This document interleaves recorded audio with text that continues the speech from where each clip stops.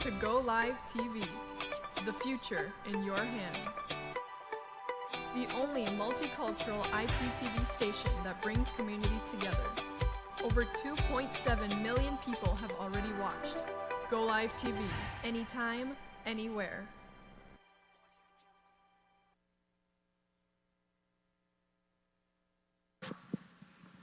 Welcome, everyone, to the National Telegraph's broadcast of the U.S. election in conjunction with GoliveTV. Thanks for being here. I'm joined with my two friends, Sia Sufi and Richard Rupp, who is a conservative operative, and Sia is a longtime friend and, as I say, affable know-it-all. So thanks so much for choosing TNT over your standard mainstream media broadcast. If you want great analysis, why would people ever vote for Trump? I don't know. Just go to CNN or CBC, but if you want some analysis of the facts on the ground, if you want an entertaining stream, thanks for being with us here. So let's open it up the floor. I'll start with Richard as our conservative operative. Everyone knows I'm biased. I'm hopeful that Trump wins tonight. What are your predictions? Well, I'm equally biased as you are. I hope Trump wins as well.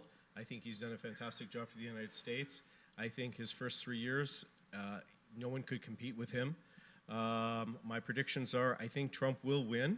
I think this normally would have been a landslide for Trump had it not been for all the game playing that has taken place with the media, with social media accounts, etc. And I still think Trump is going to win the Electoral College, and he'll have another 4 more years. I agree. I just get everyone's biases out of the way. Siavash, what are you calling tonight? Well, I called it a year ago for Trump for over 40. Classically, people speak into their microphones. Yeah, about 40 states, above 40 states, when the economy was doing great. And then a lot of things happened last year. I don't know if you followed the news, but I still believe Trump can easily win when the enthusiasm is there. And I listened to, comics were the ones who predicted 2016. We're the only ones who were going around the country, and they were like, there's nothing like what media says. People are all for Trump. And they're saying the same thing this year, even more. But there's also mail-in voting, and a lot of states are run by Democrats with higher electoral votes. So I didn't think I would be worried, but I am worried.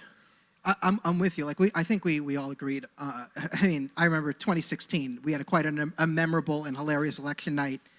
For the story is we met doing stand-up comedy, the two of us, and we were in a hipster bar in 2016. And I was the only one following on my phone, so everyone only saw the mainstream media broadcast. It was on silent. So CNN had Hillary winning by 1 million points because they just refused to call states for Trump. So everyone was like, Hillary's winning, she's crushing it. I'm like, no, Trump's up 15 points in Ohio, and they haven't called Ohio yet. Yeah. And Arizona, I'm like, no, mathematically he's won. So he won at 10:30, I was telling people, and then we just remembered once the media had to start calling it, and then the numbers for Trump went up, and it was a hipster bar downtown Toronto. The utter shock and just confusion. It was at Corner Comedy Club that night. It was a different version of what happened. Ryan Long, our friend, came in, asked who's winning, and I said, Trump is winning.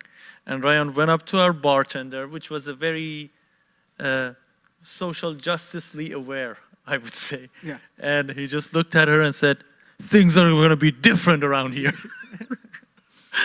Nobody believed it, but it happened. So I'll give... Kentucky has already been called for Trump. That's impressive. And as we see now, I'm looking, Trump has a big lead in Florida, 56.4%, 42.8% for Biden. That's huge. Florida's one of the big things this election. Everyone's looking at Florida, Pennsylvania. The way they go will probably determine the election. And I would say, if there was no coronavirus, Trump wins in a landslide. Maybe he wins 51 states. Maybe they get a new state and it goes Trump as well. Because the economy being that strong was great. It was really only just the wild card that was this pandemic that has really screwed everyone up. So what we're going to be doing is we're going to be bringing on people as we come on. There'll be new people added. This is the core panel. This is your top 3. These are the 3 greatest analysis in the best analysts we could find in the country everywhere. So, let's say, does anyone see a pathway for Trump losing tonight? What's the pathway for Trump's loss? Well, I mean, it sounds stupid, but so far, from what I've received, like there are big numbers of votes that are very dubious. 130,000 in Texas was just announced today. And Texas is one that worries me. Yeah. A lot of people from California moved to Texas in the past couple of years. And Democrats spent a lot of money, like about almost like 80, 90 million dollars in Texas during the Senate election with that hippie dude. What was his name? Beto O'Rourke. Beto. The beta male candidate. And so they spend a lot of money in Texas. So I'm a little worried about Texas. And Florida too, a little bit. And Michigan.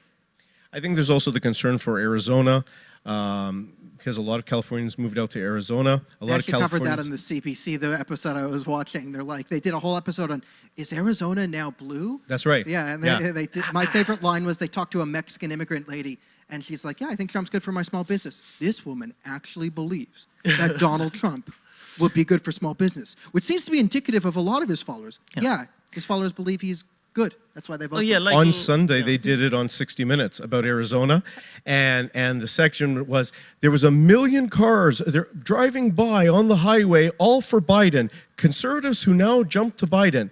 There was also 3 million cars going the opposite direction for Trump, but that was like just the little line that they put in. So you can see how the media plays this bias and is trying to get into people's heads. So people may think, okay, if you want to know a path where Trump may lose, is where people's heads may say, well, maybe Trump doesn't have a chance, maybe Biden's going to win, I'm not going to go out and vote. Yeah, Arizona, I'm not really that worried about. And even if it does, how many electoral votes does Arizona have? Like 11? Last time I checked, but I could be... if that. Yeah. Yeah. So, But yeah, Michigan I'm worried about because even though last time they voted for Trump, it was very close and a lot of black voters didn't vote, although Trump's black voters turnout is going to be much bigger than at least I'm predicting at least 3 times what it was 8% that was last time. And his Hispanic vote is going to be bigger. So my main concern tonight is election fraud. The 100%. states that governors are Democrats have 290, I think, electoral votes. yes. And they have done weird stuff, man.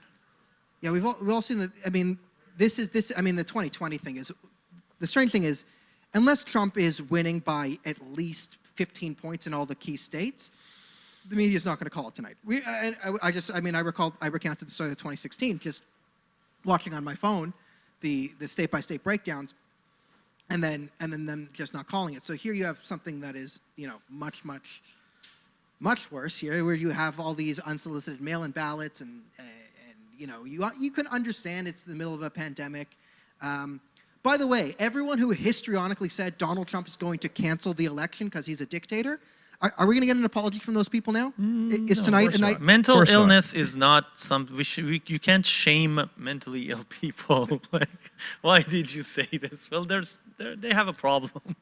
You know, Daniel, another thing that we need to keep into consideration, there are some states that have mail-in ballots and the signature doesn't even have to match. Yeah. So that's a big case of potential fraud. How can you accept ballots where the signature doesn't match at all? It could be a crayon, it could be a scribble mark, it could be anything. And then they're going to nursing homes, they're going to places, God forbid, people with dementia, and just getting them to fill in a ballot, whatever way, maybe a straight Democratic ticket. That's a big concern with respect to voter fraud. Yeah, we got some links on the voter fraud that we're going to bring up later in the show, because we're just, I guess, figuring out the OBS streaming right now. Now, before we bring in Lauren Isaacs, because I think we got some stuff going on, what are the ramifications, let's say, for Canada? Like, if we said this to a Canadian audience, like, what's the ramifications of Trump versus Biden? You're gonna take this first.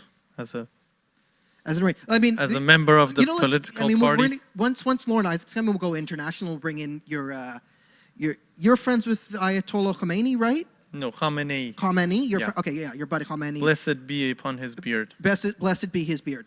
So we'll go more internationally. But for the Canadian audience, you know, a lot of people have been told by the CBC that Biden will be amazing for Canada because him and Trudeau will just get along, and then, you know, they'll just... There are talks of orgies, Yes. I've heard. That's I mean, the standard narrative is basically Trump and Trudeau are adversarial. Biden will be less adversarial, therefore will do great deals. However, Biden's a Democrat, so he's going to close Keystone Pipeline, our major thing. So I think, you know, economically Trump would be better. You know, it would be economically better for Canada if we could, like, you know, just, you know, grab Justin Trudeau and throw Stephen Harper into his body again so we could, you know, fix the country. But is there any benefit to Canada from Biden that we can think of? Okay, so here's the big concern with Biden.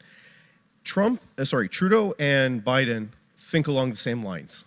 Trudeau and Biden will both bring in the Great Reset. Trudeau and Biden are both part of World Economic Forum. Yeah. So this is our big concern. Trudeau doesn't want pipelines. Trudeau wants to kill Alberta. Trudeau wants to kill natural gas and oil and our resource sector. Biden wants to do exactly the same thing for the United States. Yeah. Trump has finally made the United States self-sufficient as far as oil and gas is concerned. Biden will reverse all of that. Trudeau wants exactly the same thing. Now, that's great for the two of them. What does that mean for the rest of us Canadians?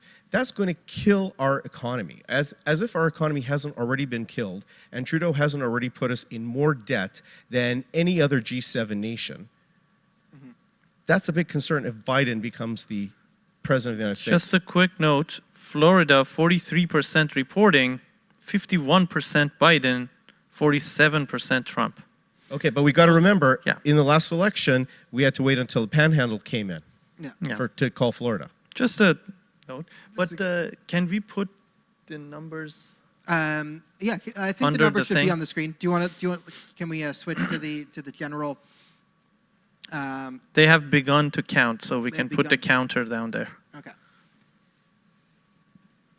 What's the benefit of Trump? Oh boy. Canada-wise?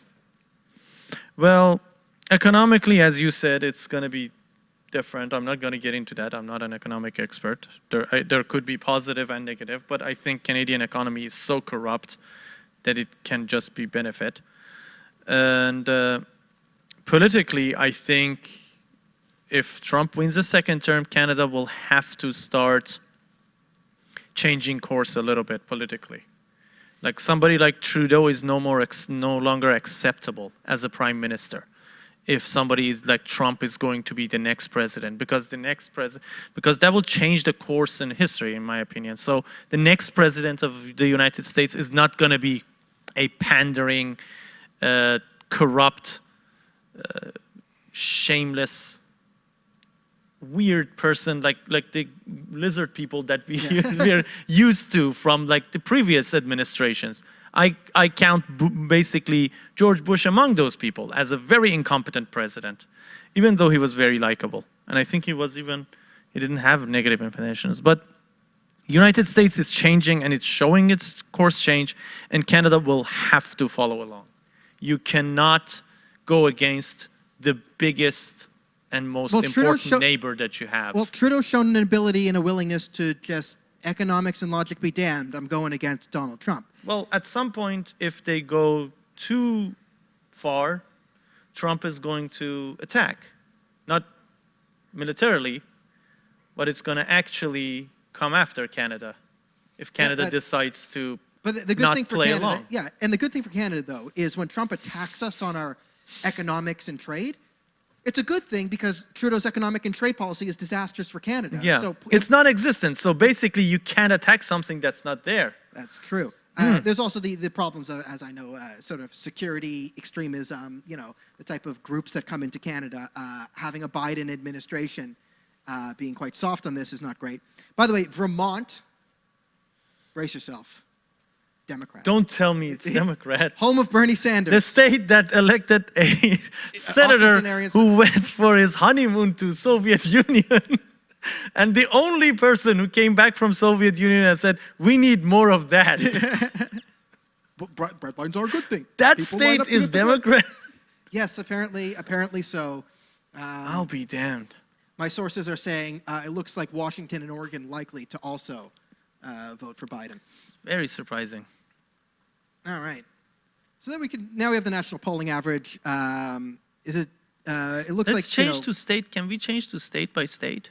Yeah, I think we do have the state by state when we go full screen. So if we can pull up the state by state polling average as it is now. That's right. Trump has a comfortable distance in Kentucky. So here you have the different states we got here. Well, look, Right. they're already calling Virginia, with only 1% of the votes in, they're already calling Virginia for Biden. 1% of the vote, they call it. Yeah. Well, sometimes they do that, but Virginia would be weird. Here on Google, it has 64% Trump, Virginia. How are they calling it for Biden? This is Fox, and Fox is calling Virginia for Biden, with only 1% of the vote in. I don't understand it. I don't know. Virginia is highly blue. There's a lot of metropolitan. District like people who work in Washington, D.C. I was going to say, yeah. Like it is it's like the GTA of D.C. is Yeah. Virginia. So that does make sense. Virginia is now part of the sort of Eastern Seaboard. I would say it's now part of the. It's just pretty close. Technically Maryland and Virginia are below the Mason-Dixon, but not anymore. But Virginia ultimately isn't that important. We're looking at Ohio. Oh, Wisconsin, it's predictions. Michigan, It's not Minnesota. actually Those are there. predictions, yeah. Yeah. Yeah. Like they show that if this trend continues, for example, that's going to be the numbers. Yeah. But They're All looking right, at and trend Florida, lines. Florida yeah, looks they're like it's currently closed a at bit. 0. Florida at 50.3% for Biden, 48.8% for Trump. So this is why we start early, because the real thing isn't until until we get to the Midwest. Really, we still have another, I'd say, 2 hours before reasonable predictions start coming in. We might potentially have 2 days. We before might- they count in the 2 mail-in weeks. ballots We with such a could high have- turnout.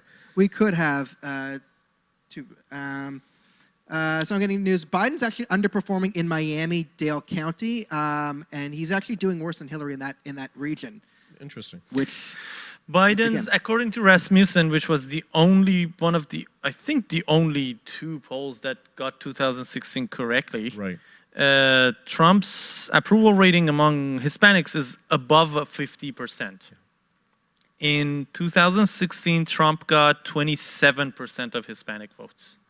So that's pretty good for southern states, like border states. All of them have a lot of Hispanics in them, and Yeah. they would get the vote. all right. But Let's go to what's our favorite sort of meta coverage of the media here. Like clearly, Biden's up. Biden's up by 8,000 points in the polls, right? And the election is basically Donald Trump versus the ghost of Joe Biden. Mm-hmm. And he hid in his basement. At least he campaigned a bit more than Hillary. I found it interesting that Hillary was campaigning through Michelle Obama and Biden's campaigning through Barack Obama. Well, here's a big question. Where is Hillary? Why is it that Obama and Michelle are out there campaigning for Biden, but we don't see Bill and Hillary in this election? they're very hated right now. I think people All have the- caught on to the fact that Bill is a serial sexual abuser and Jeffrey Hillary Epstein, enabled that. this guy came out that is proven now. Bill Clinton. So don't you think Democrats should wake up? Right? They should think, where the hell Hey man, is we're your not talking about like, yeah, of course. great intelligent people? Yes, Yeah. I understand. No, we're not talking like, of course. There's so much stuff in there. Like, read just New York Post article that the laptop that came out. Oh, you mean the one that Twitter banned? That they banned it. Yeah. And for the first time, North Americans caught a glimpse of what it feels like to live in a totalitarian state when you just don't get the news. It's like, it's just not there. Yeah, that's fascinating for you because, again, you're friends I with saw it. The IRGC. You guys have a long history of loving freedom. No, the opposite. Dude, since you didn't give an introduction for me, you can't say these I said you're an stuff. Iranian refugee, and No, you didn't. You I just didn't? said Okay. this. I was actually going to step further away hearing that, but okay. Okay, yeah. Sia Vash is People will believe stuff. he's a political prisoner, former political prisoner, and refugee, but not a Syrian type. One of your OG refugees. So you've been. I came tortured by the the right Islamic way. Republic. Yeah. You are. Through UN. Yes, he's. 2.5 years, bro. Were you in Evan prison? No, I was in north of Iran. It was a very newly built prison. It was Okay. pretty nice. Just a couple of spoons full of crack on the walls. It was pretty neat. So yeah, you spent a couple. So, but what I'm asking is like for that Biden story, because that was probably the most fascinating thing. Like that, that was my sort of okay. Trump needs to win. I was making the case.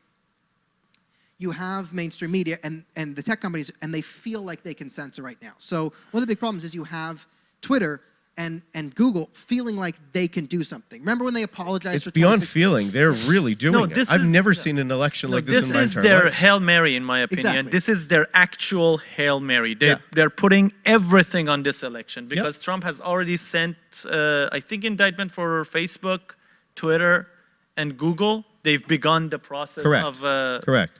examining the trust stuff and whatever. So they've started the process.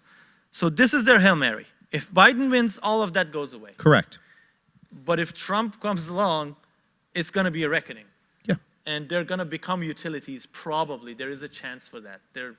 At least Trustbusters is going to go after them. So this is, they're putting all their eggs in this basket. They are coming for Exactly. and this is your yeah, democracy. And this is why when I say, like, he needs to win because the tech companies have to learn that this will fail.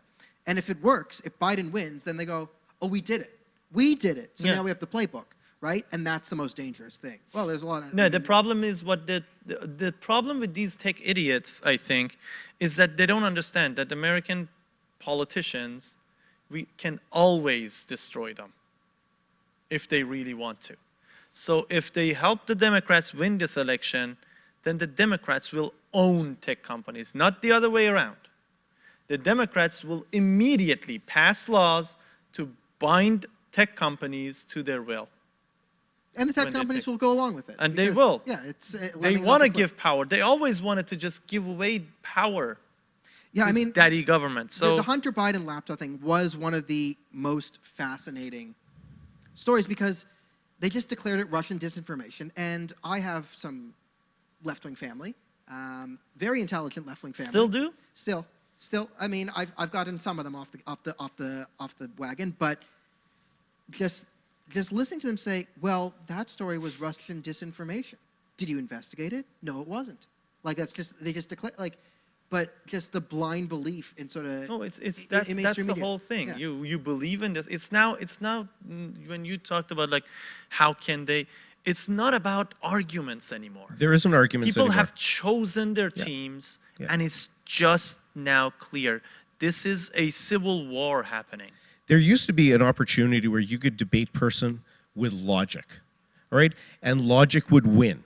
Yes. But now you're in a situation where you go on Twitter, you go on Facebook, you go on anything, you go face-to-face with a person, and you debate them with logic, whether it's coronavirus, whether it's the election, whether it's Trudeau.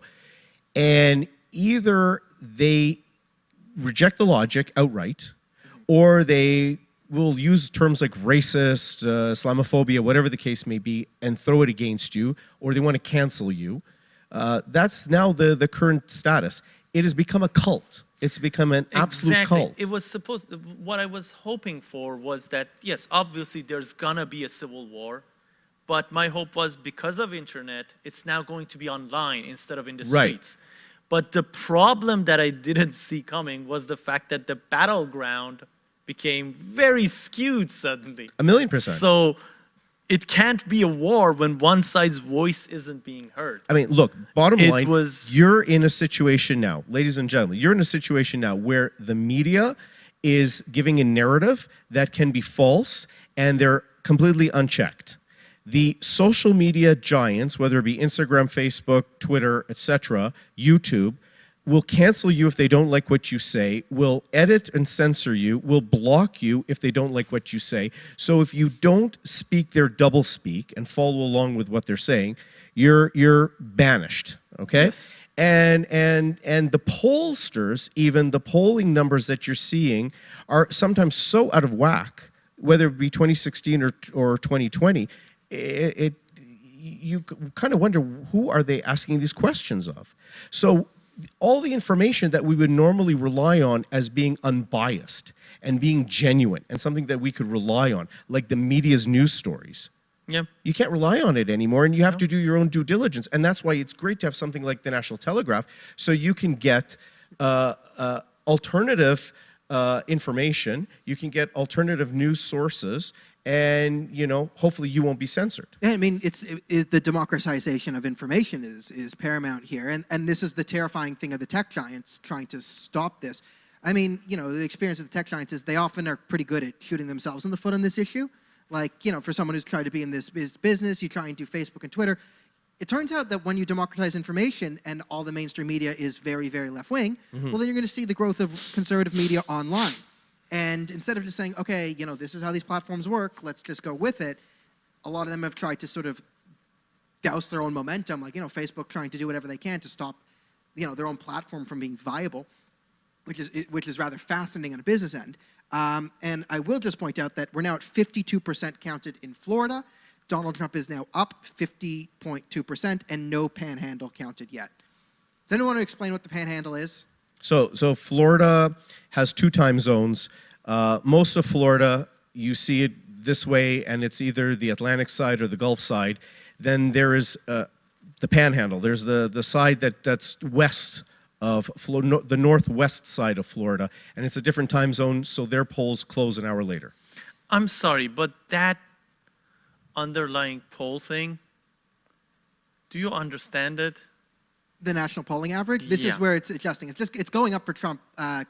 This is sort of, it's sort of the projection. Is it possible to have a state by state thing? Yeah, there's a full state by state thing. That was way too convoluted. Way You too had to convoluted. read all of So we'll it. get onto it, and behind the scenes, Just they'll a see if small, they can, see if they state. can just get one state. Here's Florida or Pennsylvania, Michigan. We'll see if we can do state by state. So we'll get that going during the night. Yeah. Well, we have hours. We have hours, and eventually Hours. Lauren Isaacs will come I on. think at some point we're gonna get to our childhood stories and all that stuff. Yeah, I'm just hoping the stream. It's 5 hours 5 at hours. least. Yeah, so our childhood. Who's Okay, so mother, yeah. father? Were you good at football? I was good at football, and the reason why, You went to a Jewish school, so you were great at football. I was the captain of the football team.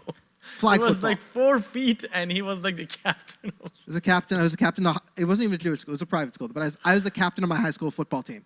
Yeah, okay. That's true. It was flag football, right? In full Yeah. disclosure. But I was the captain of the high school football team and the baseball team. Yeah. Excellent. And little, wrestling and whatever. And Basically, everything, there were yeah. 3 athletes in that school there who were willing to do sports. So he was the captain of everything. There you go. That's just baseball and football, guys. Yeah. Okay. No basketball. No basketball. No bowling? No bowling. I hated bowling. I always hated bowling. Basketball I find boring. I don't like competitive basketball. When people start yelling out pick and screen, it just gets no fun for me. Hockey, football, baseball is what I would play. All right. I still have Florida, Biden 50, Trump 48. What concerns me is Rasmussen said Biden was 49 to Trump's 47 in Florida. Even though there's 2-3% of whatchamacallits. Yeah. Margin of error. Margin of error, but still concerns me. And we'll see how it goes. Florida, please don't let me down, man. You guys came from Cuba. You should understand this stuff. Yeah, well, I mean, the problem is the metropolitan areas, but you have the Cubans, which understand communism is bad. You have old Jews, Venezuelans, which understand communism is bad. You have old Jews, so they're older, so they're wiser. Only half of them are ridiculously naive. Yeah, I don't think Venezuelans have been in U.S. enough Not long to enough, be able yeah. to vote. They're not citizens yet. Those of them who escaped, they're not. Some are. They haven't been there But for you got 5 you got years the or Cuban, you got something. that, and then you got the metropolitan going Democrat. But we're talking Oh, about it the panhandle. turned. As I refreshed, it turned to 52 Trump, 46 Biden In Florida? in Florida, with 17% of the vote counted. Yeah, I mean, northern Florida, I mean, the joke on northern Florida, I guess the panhandle. Northern Florida is southern Georgia. Yeah. So, Right. Yeah. which is why we talk about the panhandle, because that's Trump country. Northern Florida can go, honestly, can go head to head with the worst Russian videos you've seen online. The Florida man can go head to head with any The New York Russian. Times just called West Virginia for Trump with 0% reporting. Yeah, I wouldn't. Yeah, West Virginia for sure will go for Is Trump. that called or projected? Projected? Projected. By winner by electoral votes. Yeah, this is projecting. I mean, again, West Virginia. New York is Times, I irrelevant. remember 2016, New York Times was the first one who quickly changed its tune. Yeah. Very quickly. Before any other one, like any of the major networks, New York Times very quickly changed its tune and started announcing even like half an hour before CNN and MSNBC different states. Now we take CNN and MSNBC with a huge grain of salt. Yeah, which is I probably the don't greatest even thing of the with those. 20. I can't watch them. I I can't watch don't them anymore. Even with those. I watch the CBC, so you don't have to. That's my sacrifice to humanity. Well, that's a huge sacrifice I know, because and it nearly cost me my sanity. I had to give it up during COVID because every episode was the same. the CBC can't even tolerate a good conservative panelist. I No, mean, they have everyone to- has to be so. You have to get the sort of like, I don't know what the rest of the Conservative Party is doing. Yeah. I just like to pay smaller taxes, but then Stephen Harper said that terrorism is bad. Yeah. And I have friends who are Terrorists? for terrorists, and I don't think they're bad. Not all terrorists are Or bad. bad. Well, that's a new religion. That's Everyone. the Charles Adler thing, and then he cried. I can't believe Stephen Harper talked about barbaric cultural practices in my. That's the conservatives on the CBC, is the ones who will literally cry. If No, Stephen there Harper are says something people who reasonable. think they are conservatives, but they don't really know what it entails. Like, That's true. That's absolutely true. Yeah. Yeah. The conservative movement in Canada. What bothers me in these every election, the smallest, least populated states announce the latest. It's like one old lady in each of them in charge of counting votes. It's just like, Susan, wake up.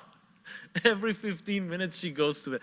Like Maine, Minnesota, like all these ones on the tail. They all announce it very late, usually later than a lot of these big states. Well, that's not bad. I still remember the 2000 election where there were people looking at hanging chads. You know, did this work? Did this person vote a certain way? And Yeah, all these ones that their name don't fit in the state on the map. Their names are in the water when you see the map. See Yeah. with that line to them. Yeah. Those states are latest ones to be announced. Always. Always. That's the thing. So a good thing is we do have our first guest coming in soon. So we'll just, I guess, quickly. Who's our first guest? Lauren Isaacs from Israel, Eretz Israel. Fantastic. She's actually from Canada, but moved to Israel during COVID. So I mean, I haven't seen. I mean, she's basically. That's a bit of an overreaction. Sorry. That's a bit of an overreaction. The movie. Oh yeah, going to screw it. I'm going to Israel. Well, she was. I remember she was doing She was going to do school there and then COVID happened. She left early, and then she and then we just got the thing like I'm in Israel now. So I think it'd be great to get her perspective on Trump in the Middle East. And, you know what's actually going on there, because one of the things that we should talk about is these peace deals. Absolutely, These yeah. peace deals. It's definitive proof that. What everything we said like 4 years ago. I about foreign wrote policy was it true. like I wrote it like literally 2 years ago when he said he was going to attempt basically 2-3 years the deal. and people I laughed was- at Jared Kushner. Yeah, I wrote it. I wrote if he succeeds in any of it, he will go down as one of the greatest presidents of all time. Okay, so let's look at it. He is the greatest president as far as Middle East peace because Jimmy Carter only made peace with one country, which was Egypt, between Jimmy Egypt Carter, and Israel. yeah, but he Okay. was also the one that created Iran. the Islamic Republic, We know. which everything that's happened since then in the Middle East has been as a result. 100%. All right, and then the other one was Clinton with Jordan. All right, so we had Clinton with Jordan. So one country, one country. Now, Trump has been able to make peace with Bahrain and UAE, and there's other countries coming on board. So he's Sudan, the best. Oman. Israel announced 5 more are coming. Is it Well, not echoey? It is echo because we have the TV on here. So, tech people, you can't do this. You know, with the Trump thing, I think it's much more than just a few countries. It's a entire, Strategy. It's a different method of playing the game, man.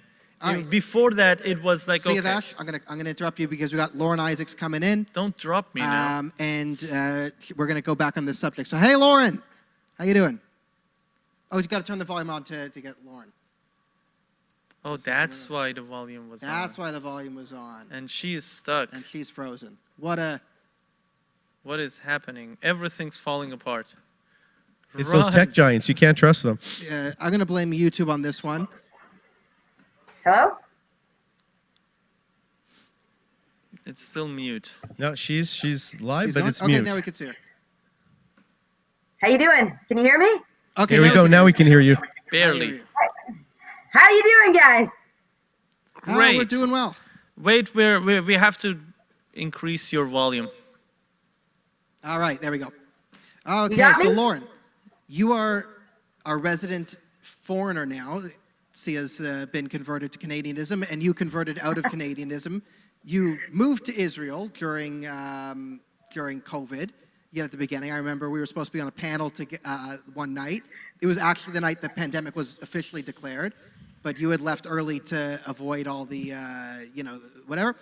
So you've been in Israel while this whole peace deal have been developing. So can you give us a bit of the Israeli perspective on how Trump has been in the last, let's say, year with, Bahrain, UAE, and friends?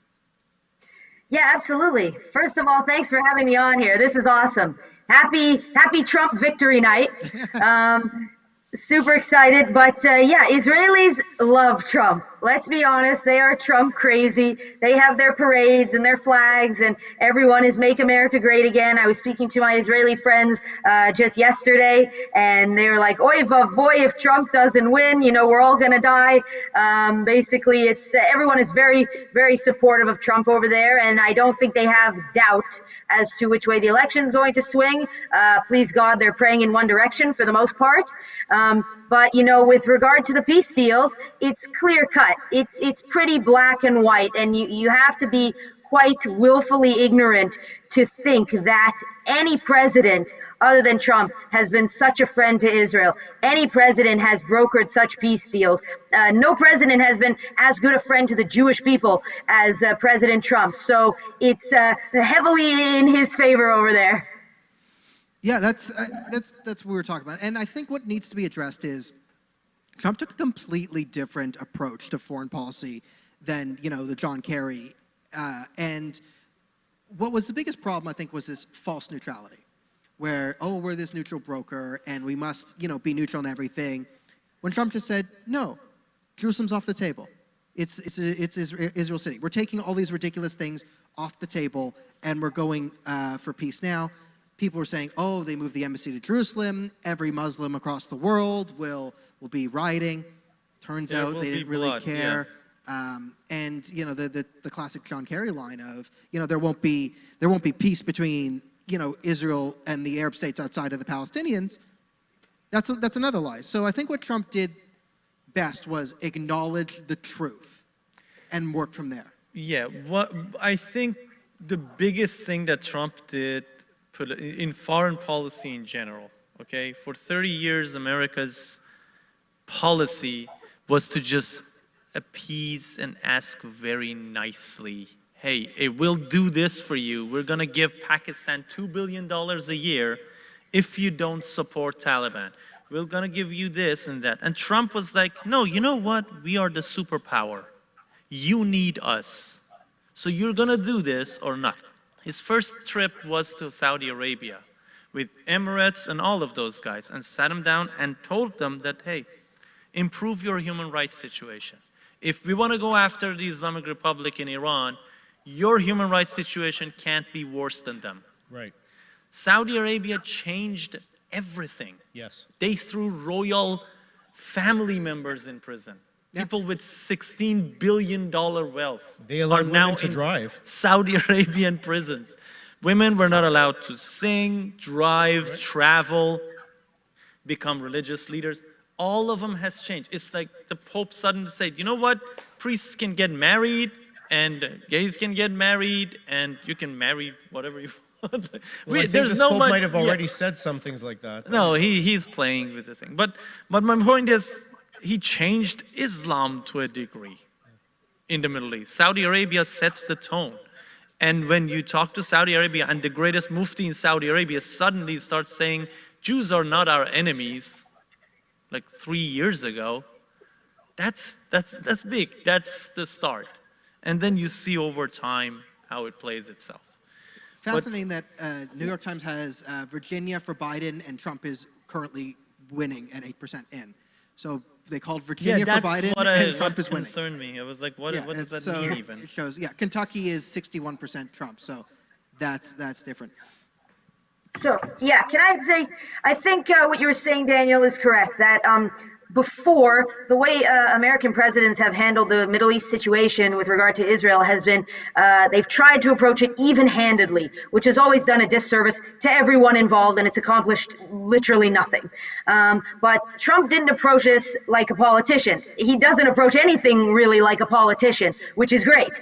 And the fact that he came at the Middle East peace situation kind of like a parent berating petulant children was phenomenal in that he took a no-nonsense approach. He said, this is a no-brainer. You know, there's conflict going on. It's coming from specific sources, and we're going to, quiet those sources and set forth a solution that makes absolute logical sense. Okay, as you say, Jerusalem was never a question for him, and that was amazing. He kept his promise there. He's kept his promise in a lot of regards, but he approached it as a no-nonsense approach, and I think Israelis really appreciated that as well. Yeah, I mean, I classify that as the truth on the ground being prioritized over the narrative of the political establishment from decades beforehand. The best example, I think, is the recognition of the Golan Heights belonging to Israel. Anyone who knows anything about the area, the geography, knows, I mean, it's quick explanation for people who don't. It's the literal high ground, and the strategic depth of Israel is 0. So they're just never going to give it up. It just makes no sense. It's a suicide pact if they give it to what? Assad? ISIS? Who gets that? So when Trump of course not. The airport Ben Gurion is within rocket firing range of the Golan Heights. It would be insane. It would be the death of Israel. And what we were forced to do before Trump is we were supposed to pretend that Syria, which is still actively declared war on Israel, a legitimate country, which has a policy towards Israel of kill them all. Should we give them the high ground to kill all the Jews? Let's discuss. You know, Hamas and Israel. Why can't you find a middle ground? Hamas says kill all the Jews. Israel says kill no Jews. Can you just kill half the Jews? Can we kill half of all the Jews? And this was sort of Middle Eastern policy since 1948 to 2016. Trump, yeah. And then Trump said, no, you're not allowed to kill anyone. If you want peace, we're giving you billions of dollars. And then the greatest thing about Trump is he's an egomaniac. So as I said, like when Mahmoud Abbas would go shake George Bush's hand, Barack Obama's hand, and say, we are all about peace. We never advocate for violence. We love everyone. We are respectful of everyone. You know, you're my thing. And then they go on in Arabic the next day, death to America, death to George Bush, Barack Obama is a whore, blah, blah, blah, blah, blah, blah, blah, blah, blah. They go down, and then the U.S. politicians just ignore it. But Abbas tried that on Trump, and he was like, no, I'm not. Screw you.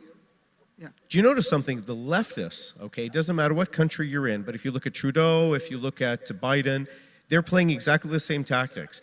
They will say one thing to the public, and then they will enact laws that are completely the opposite. Their actions don't match what they say. And people are just listening to the beautiful words and the prose and the poetry, but it never pans out. The Barack Obama story. Obama was a perfect example of that. I think what you guys missing is basically what Trump did with Iran. Immediately recognizing that everything in the Middle East is wrong because of the Islamic Republic. Correct. He said no, came out of the deal. First thing he did, came out of the nuclear deal with Iran that John Kerry cried when he was signing. Yeah, well, John Kerry's part of the deep state. As a new era in the Middle East, giving the world's biggest sponsor of terrorism $150 billion. Exactly. Which they used to funnel to Hezbollah. Well, of course, it was a new era. It had never been done before, openly giving money to terrorists. But he immediately came out and was like, everything is Iran. We're gonna block everything. Now, last month they sanctioned Iran's Minister of Oil. Okay. So And the oil company. So let's bring Lauren in here. Yes. Because what are the feelings towards, you know, this? We're talking about like the Iranian thing, because that's where Trump's really done. So what do you think of this refugees analogy of Middle Eastern politics here? Listen, I think it's very clear that Trump has acknowledged from the get-go, from basically day one of his presidency, who the threats are, why they're a threat, and what's going to be done about them, that actions have consequences. I can't recall a president in modern history who's punished, so to speak, the bad guys as Trump does. Trump sees a problem. He says, this is BS. It's not going to be rewarded. Bad behavior is going to, require a spanking. And he's given that. He's doled that out. And Iran is a perfect example, thank God, because he knows Iran is the nuclear hot button, the center of all the terrorism and all the problems going on in the Middle East and all its links. And he said, no, it's enough. And I think people really appreciate that.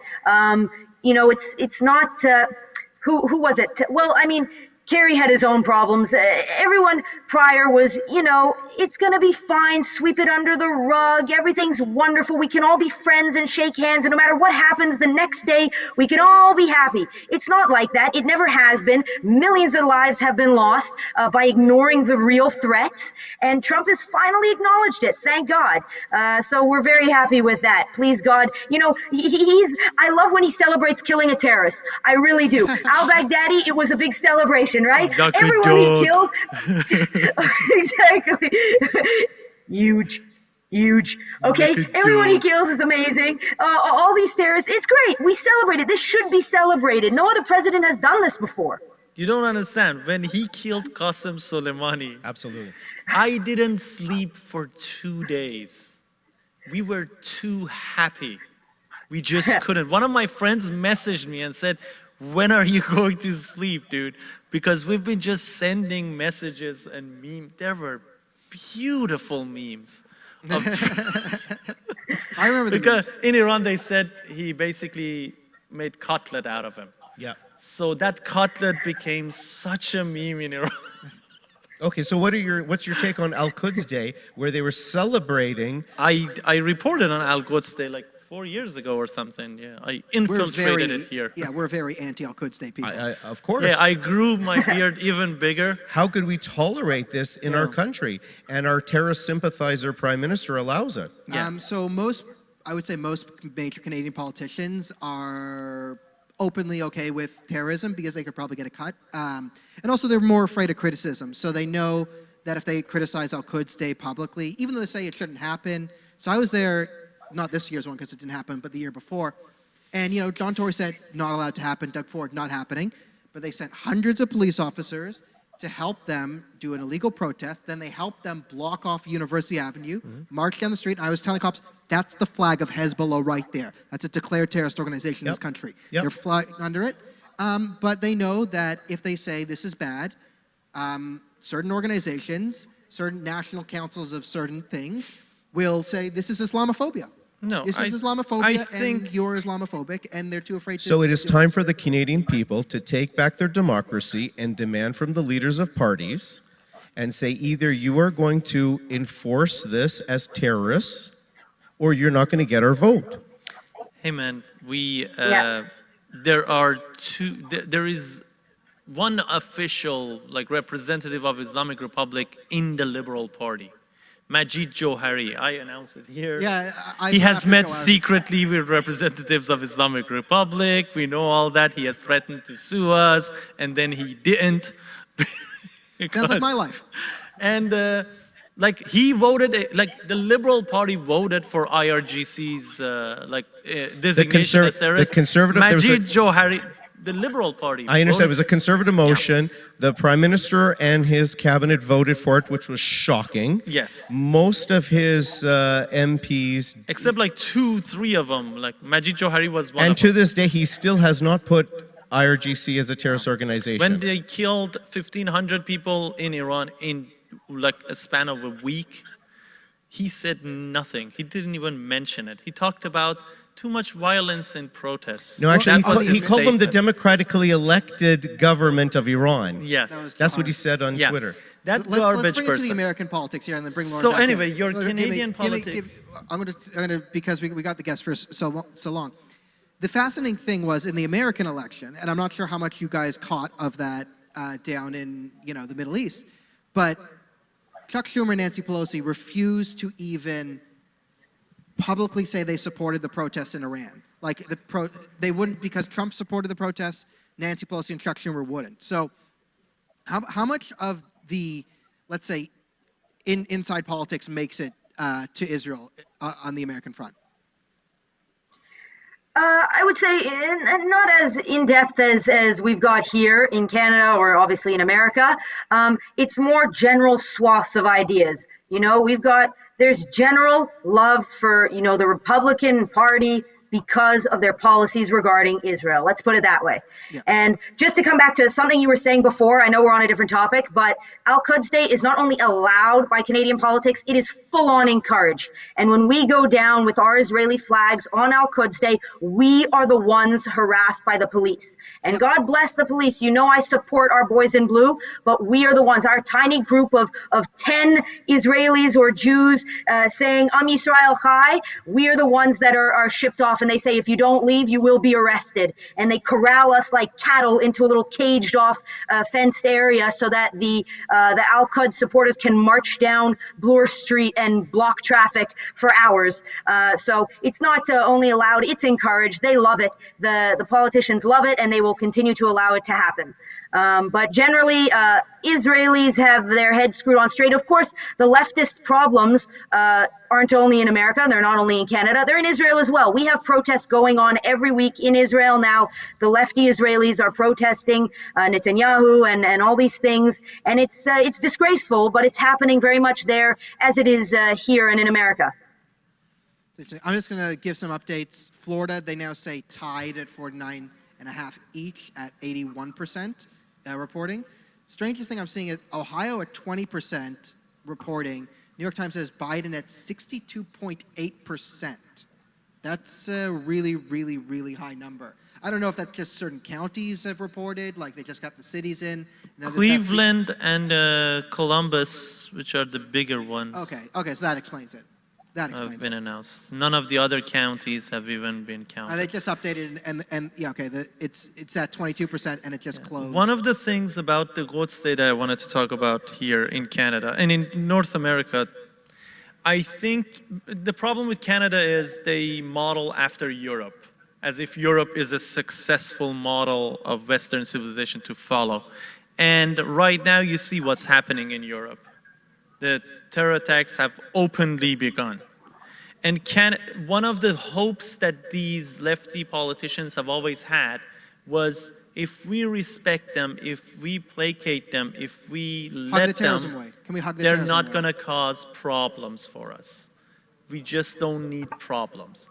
And what they didn't understand was Muslims look at it, Islamists, I would differentiate, look at it as a weakness. Like, okay, they are so afraid of us. They're just going to give us more and more and more.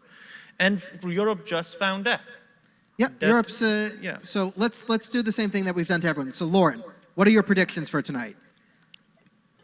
I predict that, I don't know if my predictions are the same as my hope. I hope and I pray that Trump takes it in a landslide.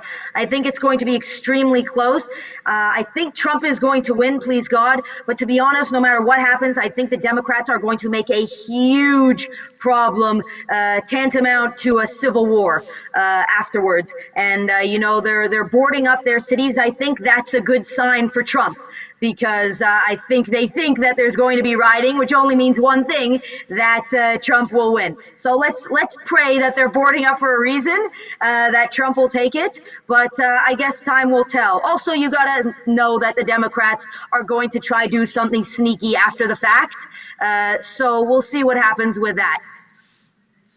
So I'm completely in agreement with Lauren because we see from all reports they're already mobilizing leftist organizations, Marxist organizations like Antifa and BLM to start rioting and causing trouble. I assume that if Trump wins and conclusively wins, he will bring in the military quickly and tamp that down. I think he didn't do that before because he didn't want to seem heavy-handed prior to an election, but I think things will change afterwards, and these looting and rioting and so-called peaceful protests, which they're not peaceful whatsoever, they're hoodlums and thieves. I hope that he will bring in the police and the military and put a quick end to it. But we know that in Washington State, on the West Coast, they're already getting ready and causing trouble over there. Yeah, well, they've been causing trouble for months now, Yep. and since when is a peaceful protest doesn't include Molotov cocktails and snipers and beating people up with baseball bats? Of course, these are peaceful protests. Are you crazy? But yeah, no, they are hoodlums. They are going to enforce peace with their baseball bat. But yeah, so I think it's good news for Trump that they're getting ready. And I hope you're right. I hope that he declares martial law the day after the elections. I hope he shuts this down. These people need to learn what control is. They need to learn how to behave in a civilized society. And there needs to be safety, and God bless our police force. God bless the American Army and police force. They're amazing, and they need to take control and stop these hoodlums and these crazy people from causing destruction, which they have been doing for months and months. And I agree with what Lauren is saying. I think that the American people have started to wake up, and that's why they're voting more for Trump, because it's exactly the doublespeak that they realize is absolute nonsense by saying we're going to enforce peace with baseball bats. We're peaceful rioters, and we're smashing in windows and stealing and looting and causing violence and destruction and destroying American cities. Yeah, absolutely. I don't know, So I just got some information I'm going to just relay. So far on Ohio, mostly it's absentee ballots right now. And the New York Times just came out and said 95% chance Florida goes to Trump because the Panhandle is not in. And currently it's neck and neck, and Trump County has yet to come in. So it looks like Florida is going to go It's half to... and half, and his counties haven't arrived. Yeah. That's beautiful. So that's very good news. I agree with tomorrow, the day after the election. Well, maybe it's not tomorrow. We don't know if they're going to announce it tonight. But Trump has no other choice but to shut the whole thing down. Basically, issue a warning. Any more houses, businesses, any private property or public property destroyed from the day after tomorrow, full force of the law. Absolutely. We will send the National Guard no matter what the governors say, because that means the governors are not supporting the citizens anymore, defending the citizens. So I'm going to give Lauren last word because we have another guest coming on soon. So I'm going to let Lauren sort of send her message. Follow Lauren Isaac's guys wherever you can, and just let's give her the floor. We might get back to you if you're free, because it's going to be hours and hours. Thank you. It's very exciting. I said, before this election started, I will not sleep until we know who the president is. But we're very excited. And as a new Israeli, I can tell you that we are praying for Trump. I think the whole world is going to look dramatically different and worse off if Biden comes in. And I can't foresee a future for America, at least in the way we know it, if that happens. So I'm very hopeful, very excited for a hopeful imminent Trump victory. And please God, as you say, starting tomorrow, starting the day after the final votes are counted, things settle in America. There's law and order. That's what we need. That's what the Americans need. And that's what we're praying for as well. Thank you so much for having me. Thank you so much for being here. Nice to meet you, Lauren. Nice to meet you guys.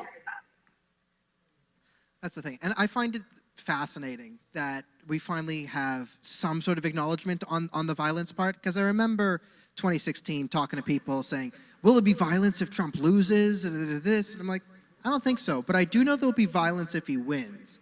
Yeah. And people didn't get it. Wasn't until there was violence when he won that people started to say, oh, how did you know that? Well, but it says something that people are starting to understand, that it's being boarded up in democratic cities, that there's an acknowledgement that, okay, you know what? We've seen the George Floyd protest. We've seen the whatever one in Wisconsin protest. If the left doesn't get their way, they've been encouraged to burn the place down. And Daniel, the big thing is the media is so twisted and so deceitful that they go and say that it's Trump who won't give a peaceful transition.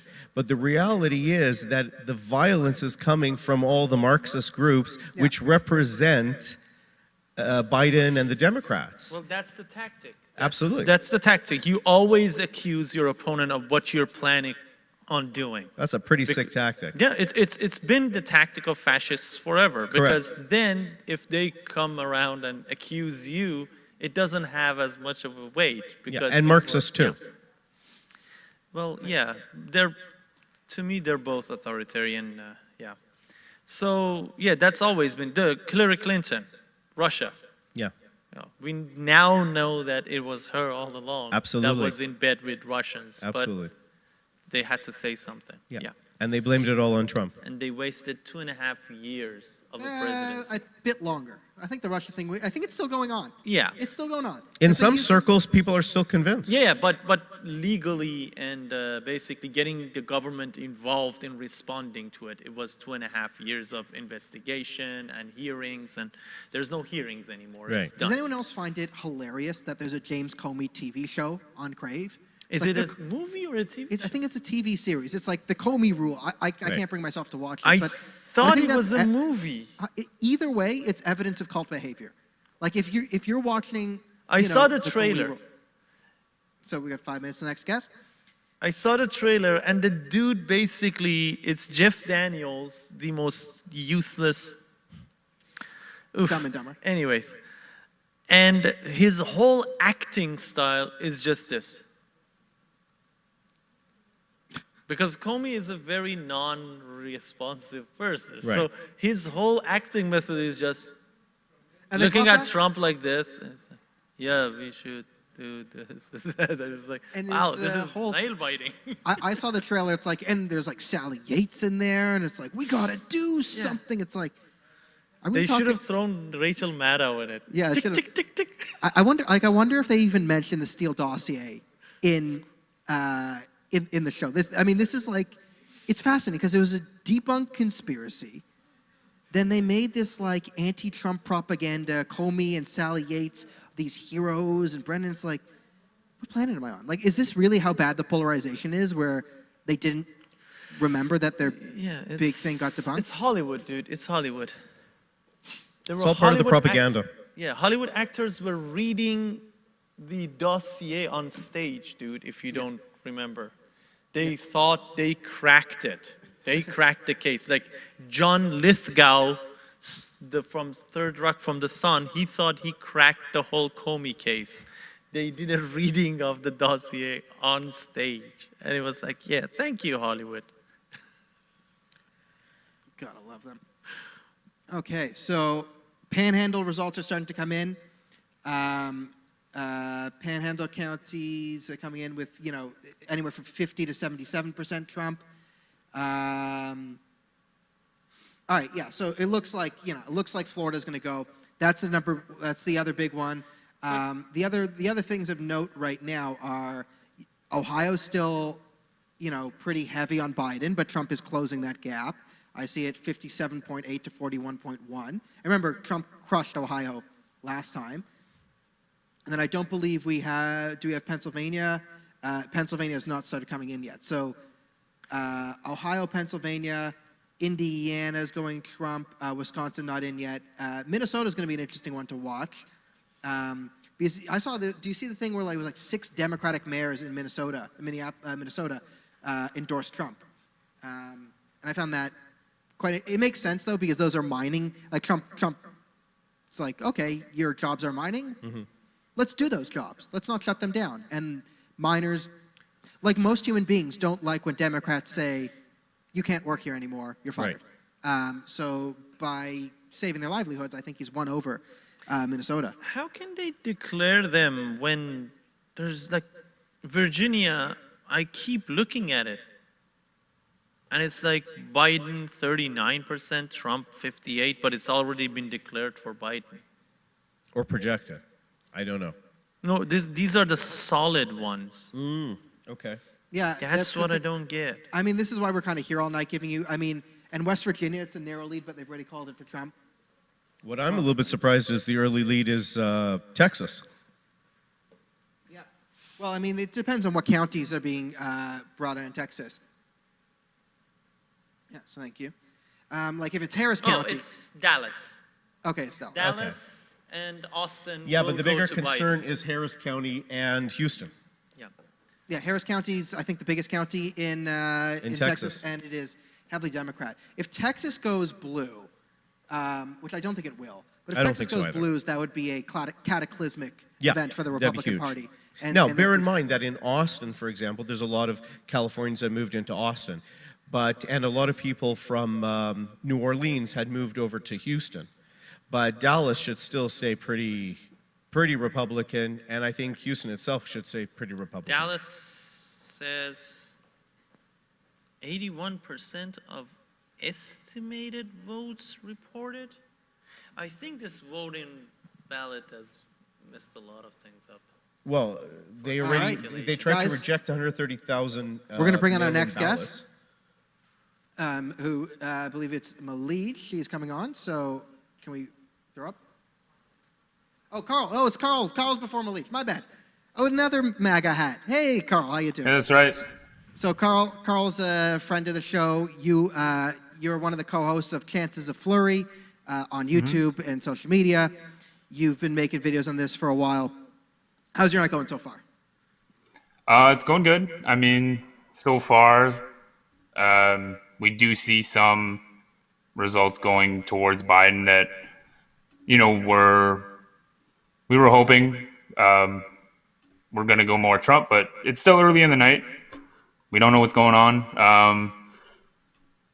Right now we're watching Florida. We're watching Pennsylvania, which just reported 1%. Ooh, Pennsylvania. Leaning Biden.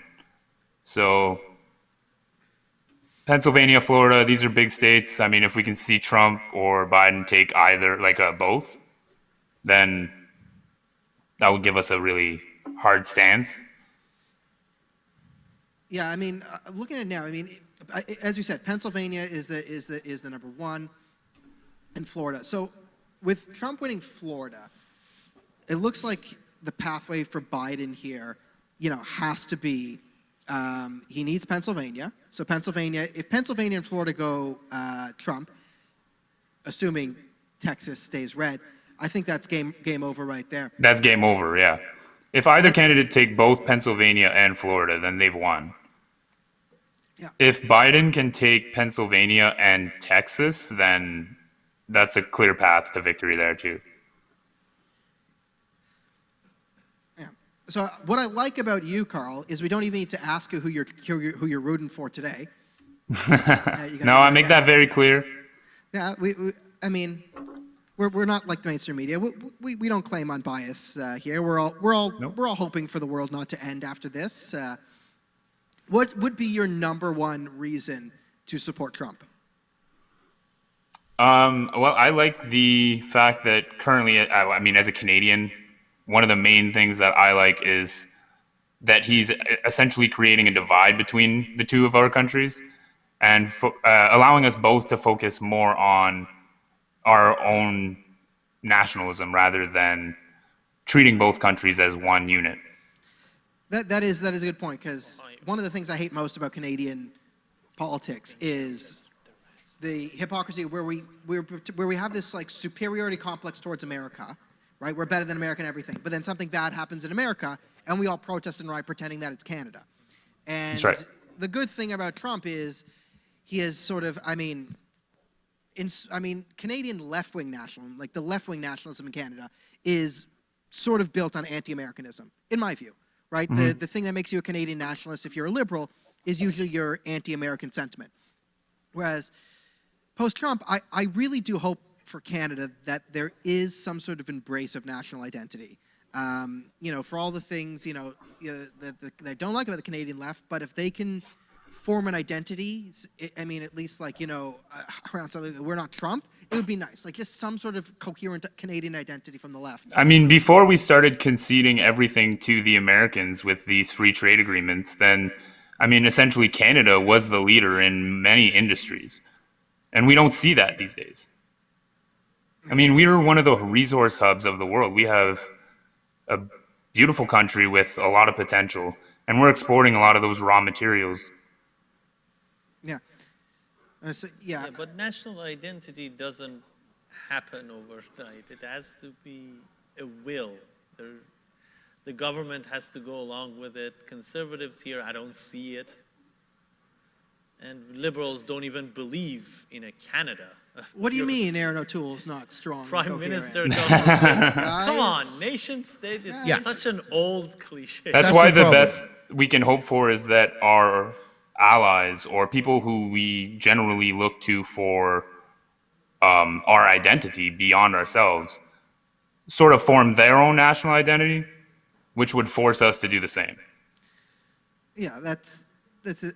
Do you have any sort of pro-Biden? Like, what's your best case Biden scenario for us? Because we all had to do that. We all had to think of, is there anything good about Joe Biden?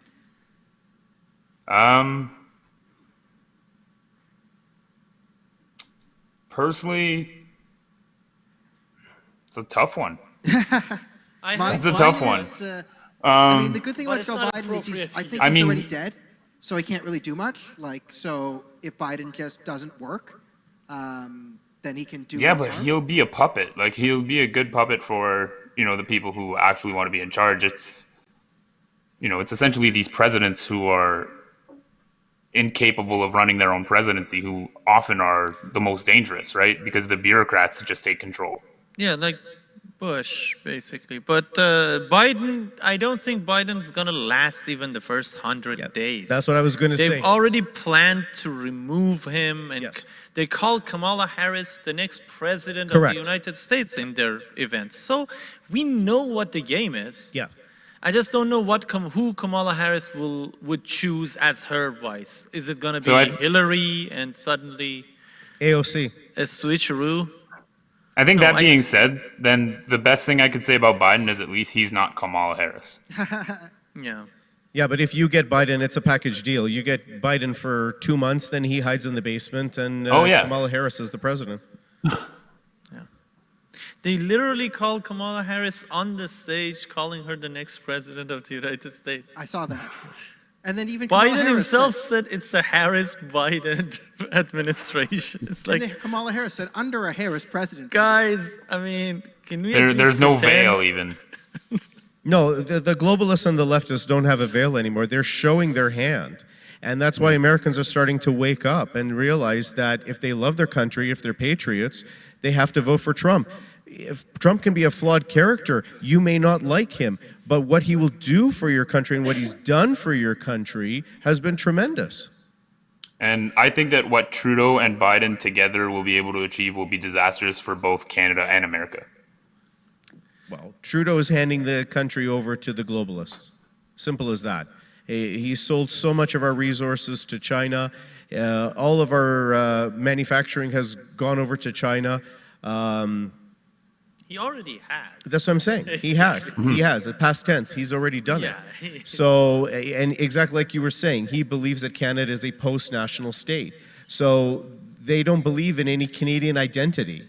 Dear Lord, I can't right? believe And then he's opening up the borders, and he wants to just have open borders and bring everybody in, and nobody understands what a Canadian identity is. Everyone's bringing in their issues from their own homeland and visiting it upon the average Canadian person.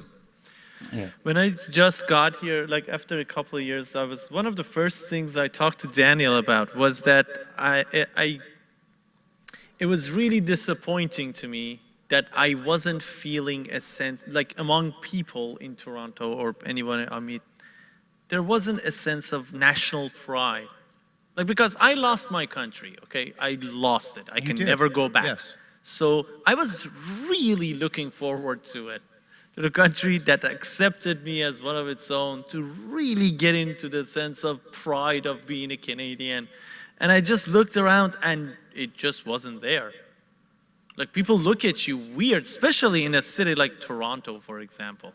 If you talk about nationalism and stuff, it's just, when your prime minister talks about there is no Canada, like a, But that's what Canadians have to wake up state. to. They have to realize that that is a plan, and that has been a plan from the leftists and the socialists for a long time to dilute Canada, to take away the Canadian identity so that you don't have any patriotism. Unlike Americans who are very patriotic. I mean, Daniel, do you remember years ago there used to be a Canadian commercial, I think, for Molson's, I am Canadian? Yeah. Right. And we had this great Canadian patriotism, but that was thrown out the window. And with Trudeau, it's been thrown out the window very quickly. Yeah, so Florida's now at 90%, and Trump is leading by over 1%. So they haven't called it yet, but Florida looks like it's going red. Good. Texas at 32% is 54% Biden right now. Which, a little terrifying. But it could be Austin, right? It could be a lot Dallas. of places. That's the thing. It's a little bit of Dallas? Austin and The urban Dallas. centers, yeah. Oh, Austin, Houston, Dallas have been reporting. There's a bunch of rural places that have not. oh no, you're it's right. not Austin. Austin hasn't even been announced yet. Ooh, that's a concern, because So Austin it's will Williamson be- County. Williamson Williamson County, right beside Austin. Yeah, it's right next to Austin and Houston also. Houston. 82% of Houston has also been reported. So the It's still biggest very close, city- though. I see Texas shifting back and forth. It just shifted red for me. Yeah. Okay, that's good. Austin is So- concerning, but Houston is done, and Dallas 80% done. Yeah, and we're having South Carolina, Indiana, and Florida have been called for Trump and other places. South Florida's been Carolina, called? we knew. South Carolina, North Carolina, North Carolina, is the I- interesting one. That's a I- concern, North Carolina. I predict it's gonna go to Trump easy. Well, North we're- Carolina, I predict goes to Trump. What do you I- predict, Georgia? Georgia, I assume it's gonna go for Trump. I would think so. Yeah. We're looking for It's- Ohio to flip, too, though. Yeah, That's the That's a thing. good Ohio, indicator. I checked, yeah. Ohio, I checked. Columbus, over 50% has been counted. Cleveland, almost 50%. And Dayton, 50%. Like, the big cities have been counted. Now it's Okay. the counties. I'm looking at, but most of the counties have been counted as well. I mean, there's still a few counties that haven't come in reported, so we're not exactly sure on Ohio. It No, would a be lot of fast. those counties are like 1%. Some of them are 1% to 20%. 61. Okay, this one 19, 13. Okay, only some of them. It's interesting because I mean Trump crushed Ohio last time. We were talking about that. And on the Georgia question, I'm gonna give you my personal story. Is Georgia was my first. Oh, there's a real polling bias in 2016 because I remember watching CNN and them saying, "Oh, looks like Hillary's going to take Georgia," and leaning. widen the polling for them. I'm like, no, she's not. So what? She's up by 3 points in Georgia right now. That means at best there's a 4% polling bias there. So that was my sort of indication of, hey, turns out. Yeah, the Democrats are not taking Georgia. Georgia, never. North Carolina, I'm predicting Trump. And Pennsylvania, I also kind of think Trump will get it. Well, if Trump gets Pennsylvania, that's game over right there. Yeah, No, Pennsylvania, I think Trump's going to get it. he's leading Michigan after 2%, but that's nothing. No, Ohio is interesting because Ohio's at 42%, and it's a pretty sizable lead. Like that's not an insignificant lead. Like Trump could make a comeback in Ohio, but he's down A lot. 11 points. Yeah, and it's been, I mean, over 100 years since a Republican's won the presidency without winning Ohio, so. Yep. So how's your night been going? Do you do your own It's stream? been, yeah, I mean, we're over at the Chance of Fleury show, just kind of more of a casual stream. Yeah, we're just hanging out over there, kind of checking out the results. We do keep up with your stream over here as well. Awesome, thank Just check out what you guys are saying about this. And yeah, we're just, looking for the Because we know either way this goes, we're going to see a hell of a reaction. So. Okay. See ya. Pennsylvania, the huge distance is due to the fact that Pittsburgh is the Oh, okay, yeah, basically 81% Biden the right county that's been counted, and Columbia. now. Okay, yeah, so They're both obvious. But Right. dude, when the Amish get involved, you have to realize yeah, that's Yeah, you got those Mennonites on your side. that's Amish have decided to vote, and they're even allowing their women to vote. So I saw Amish buggies with Trump sign on them. Yeah, there were quite a few of those actually. If they asked you like 8 years ago, what do you think the Amish will do? Yeah, who's got the Amish vote? that's the real question: is what are the Amish up to? Yeah, that's the key demographic right there. Hey, God bless them for existing, or else it's just a bunch of commies. Okay, yeah, no. There's Ohio's like not getting better. 90,000 Amish there, voter. Well, that's not insignificant. Yeah, that's a lot of Amish. Yeah, Virginia's still strange because Trump's up 20 points and they've called it for Biden. But only 29% in. But let me just. Again, why? It doesn't make sense. I know. None of the other ones that are like 30-something, 40-something, they've declared them. But this one, they have already declared it with 29%. It's depending on how contested it is, I guess. What was Right, the like state- Florida's still not really called officially, and Yeah. we're But looking they at like already- 90%, right? So. Yeah, but already announced Virginia. So what was the attorney general of that state that announced Trump's not going to win? Was it Pennsylvania? Something like that. Mika, which state was it? Pennsylvania. Yeah, There you go. that they said Trump's not going to win if all the votes are counted.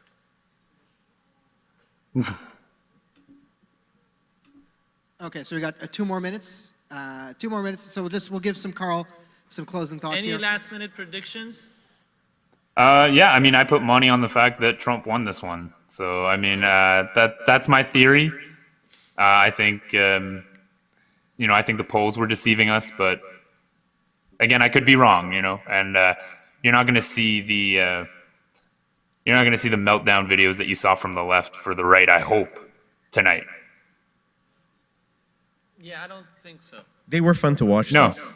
They were fun to watch. I'm just saying, if the right ends up losing, I don't want to see Yeah, that coming I out don't of think this. No. There's going to be an uptake in khakis and the huge rise in the sale of khakis. Well, Fifth Avenue's boarded up anyway, so they're expecting something. Michigan looks good with 3% in for Trump. He's up 20. That's good. That's good. Let me just see the counties. I'm getting things that looks pretty good for Trump in Michigan. In Michigan, a lot of it now rides on the black vote, Yeah. which Trump has at least 3 times more than the last time. But last time, a lot of black vote didn't come out for Hillary. That's why Trump won. That's true. Because Yeah, but there's not much Trump got- enthusiasm for Biden either, though. Trump got less than like Romney in Michigan, but because Hillary supporters didn't come out. Well, Carl, I think, the black vote has to be really intelligent and realize that Biden made lives worse for the black community with respect to the laws. And to go out and say that if you don't vote for Biden, you're not black. Who says something like that? Yeah. We also can't forget that he said, unlike the black community, the Latino Yeah, community is the very Latinos- diverse, right? Essentially saying that the black community is just a monolith. So, Yeah, and he's expecting all of them to vote for him. So, But did you see Obama throw a 3-pointer yesterday? Yeah, I did see that. See? That's That makes Yeah. up for all of it. that's a win. Yeah. That makes up for everything Biden said. Oh, well, he hit a 3. Yeah, Yeah, they I mean- threw like 50, tried 50. That was the buzzer beater they needed. But hasn't anyone told the black vote that if they don't vote Biden, they ain't black? Yeah. Yeah. Has anyone tried to explain this to them? Oh, that was such a beautiful meme. That's why 100% of the black vote is going towards Biden this year. By logic, because anyone who votes for Trump Actually, would be 102%. No, Yeah. it's 100. Because the dead ones are still going. Because if those who don't vote Biden are not black. Yeah. Yeah. So 100% Biden, and yeah, maybe there would be a couple of percentage here and there. Kansas, okay. Yeah. Kansas, Trump is up, Biden's up. Yep. Biden's up in Kansas. We're still at the early stages of too close to call. We're getting some pretty good things. Okay, Indiana is now at 37%, still strong Trump. Ohio is still strong for Biden. Pennsylvania now at 4%, and what's this? Trump's up by 60 points. Oof. Ooh. Where? Pennsylvania, 84.1% Biden right now. Yeah. That's not good. Literally Pittsburgh. Yeah. Just Pittsburgh. And 2 other counties. Yeah, I'm sure he'll be able to keep that lead. Yeah. Trump's going to be. So, Carl, what can we look forward to on chances of flurry in the next week? Well, I mean, hopefully we're going to be covering a bit of the meltdown, and obviously we're going to keep up with updates regarding because we're still going to be having some votes coming in, right? So depending on what happens tonight, we're going to keep up with those, and obviously we like to keep the focus on Canada, but I think this week's going to be a large American news week. Yeah, I mean, it really depends on who's winning, the way that this coverage is going to go, well, right? American politics is Canadian politics when we get down to it. Like, we are a very globally connected country, but what the U.S. does totally affects us. Oh yeah, we're the little brother who's following in the footsteps of their big brother. Absolutely. So Canada resisted. The first 4 years, Canada has resisted to follow the footsteps, but Well, because of Trudeau. Yeah, second term it cannot anymore. No, I mean, it's a choice of life or death, and I don't trust Justin Trudeau to make the choice for life. I don't think he's ever I don't understood. trust him with his I mean, he's refused to stand up for freedom just this week, Right. Yeah, and he's it's not- mobilized the Canadian forces to use propaganda against Canadian citizens. Correct. Correct. That's very scary. And I think the Canadian people have to really wake up to that. Yeah, Yeah. this is not something we can let slide. No. And the The other thing I media think will about- try to slide it by us, but in a propaganda way. The other thing we have to talk about Trudeau is he probably doesn't understand that real people have real problems. Like, he's the son of a prime minister. He's never had to do anything. You know, he was a snowboard instructor, and then he's just been made the leader. So I don't think he's the type of guy when people throw, hey, this could happen, economic downturn, people struggling. I just don't think he can conceptualize that. And I think he's the type of ideologue who would say, well, it's better to just stand up to Trump because he's mean, right? Diversity is our strength. Trump says it's not. They just taught him Trump bad, everything else good. I think that's the level of his analysis. Well, it's true because liberals eat that up. Yeah. If you just say Trump bad, they agree wholeheartedly and they just follow along. And conservatives bad because that's how he talks. Well, exactly. Yeah. But, oh boy, he is the prime minister. All right, Pennsylvania is no longer a 70-point lead.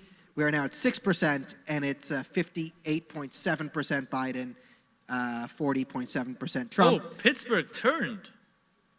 Philadelphia is 10% counted. Philadelphia is obviously going to be big for Biden. I mean, the old saying on Pennsylvania is And Montgomery. it's Philadelphia to the east, Pittsburgh to the west. you've got the T, Alabama right? in between.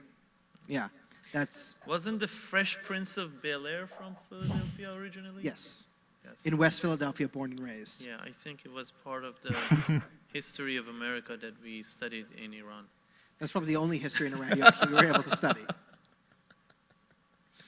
Yeah, and then New York Times is reporting Arkansas has been called for Trump. Sure. At 0%.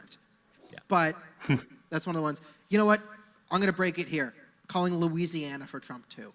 0% in. Daniel's calling Louisiana Trump. What about Mississippi? Mississippi, I'm Trump. calling Trump. Trump. Oh, they've already called it at 0% too.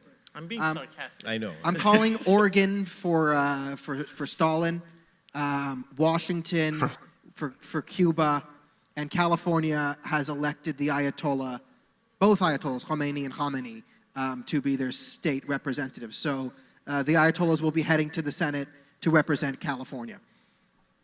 Prediction. There was a Trump As rally usual. in Beverly Hills. Yes, there was. And you know who mostly lives in Beverly Hills, right? Iran. Rich Persians. Iranians. Persians. Huge rally for Trump. Apparently, last election they also voted. Like Beverly Hills was mostly Trump. Yeah, but these are the ones who usually left after 79, early right. 80s. Yeah. Shah I'm gonna cut everyone supporters, off. entertainment I'm gonna- industry from Iran. We have a last lineup, so I'm going to give Carl last word before we say goodbye. All right, guys. Well, just enjoy the night, and as I said, try not to melt down if we lose. Awesome. And follow them on Chances of Flurry, or else I'll hunt you down and find you. Appreciate that. Have a good night, guys. Good night. Have a good one. I'm pretty good at hunting down and finding people. It's what I do. Oh, man. We're going to be in for a night, everyone. Yeah, I'm going to need nicotine. Yeah. Well, we'll do a thing when one of the guests come on. We'll sub you and Richard out. I guess No, I have a vape, but I don't have the canisters to fill it in. I can't help So you. it's a huge problem. Now I'm really concerned with this. This is America's number It's one called problem. addiction to nicotine. Kids, don't do drugs. The National Telegraph says drugs are bad, okay? And okay, we're still same in Michigan. God, I can't wait for Maine. Can't wait for Maine to You're come waiting in. for Maine? I'm gonna be very sarcastic tonight. Yeah. I mean, there's no way to not do it. Okay, Fox News still has Joe Biden destroying in Pennsylvania at 5%, but the New York Times has it much closer. Ugh, it's still not good in Pennsylvania. It is not good. I think we kind of have to talk because, Pittsburgh's on red. There's 2 other red counties. I don't know, but like you see things like Elk County here. Most of these counties are going blue in Pennsylvania now. Mika, is there any point you want to add?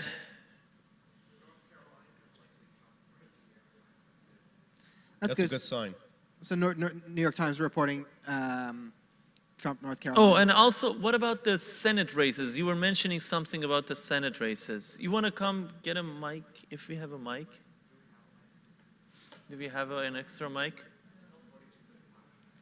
42-35 in favor of Republicans? For Democrats. 42-35 for the Democrats. in the Senate. Congress?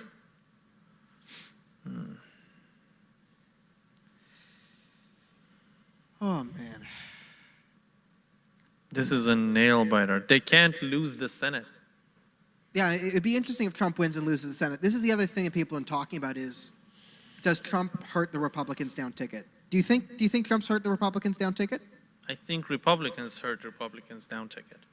The problem was, look, when Trump came to power, there were a lot of garbage Republicans. Okay, corrupt, garbage, ecosystem-friendly Republicans. Like Paul Ryan, okay, and his cohorts, who just told Trump, yeah, we're going to take care of the wall and everything else. Just sign the tax thing, tax. For 4 years, they symbolically every day tried to repeal Obamacare. Then Trump came and said, okay, where's your plan? We don't have any. Yep. These garbage people. And 20-something of them resigned, basically didn't run again because Right. they knew there's a different regime. But a lot of them stayed. And these people have been basically playing the old game in the Republican Party, not allowing a lot of things to go forward. And these people have to go, Yep. unfortunately. But that means sometimes you lose a seat or two. But these garbage people have to be cleansed from the Republican Party. Yeah, I mean the rhinos, or as you call the O'Toole's Garbage of- people, I think, is a better term than rhino. Rhino reminds you of a beautiful, rhinoceros. majestic animal. These are garbage people. Richard, you got anything stronger to say on that? Well, I think there's some, on both sides, the Republican and Democrat side, there's some deep state people. And I think those are the garbage people you're basically talking Exactly. about. They have an agenda that is not to the benefit of the American people, and the American people are starting to wake up to it. hopefully not too late. Yeah, members of that, parts of that ecosystem that existed before Trump. Yeah, absolutely. We all, the swamp. yeah, The swamp.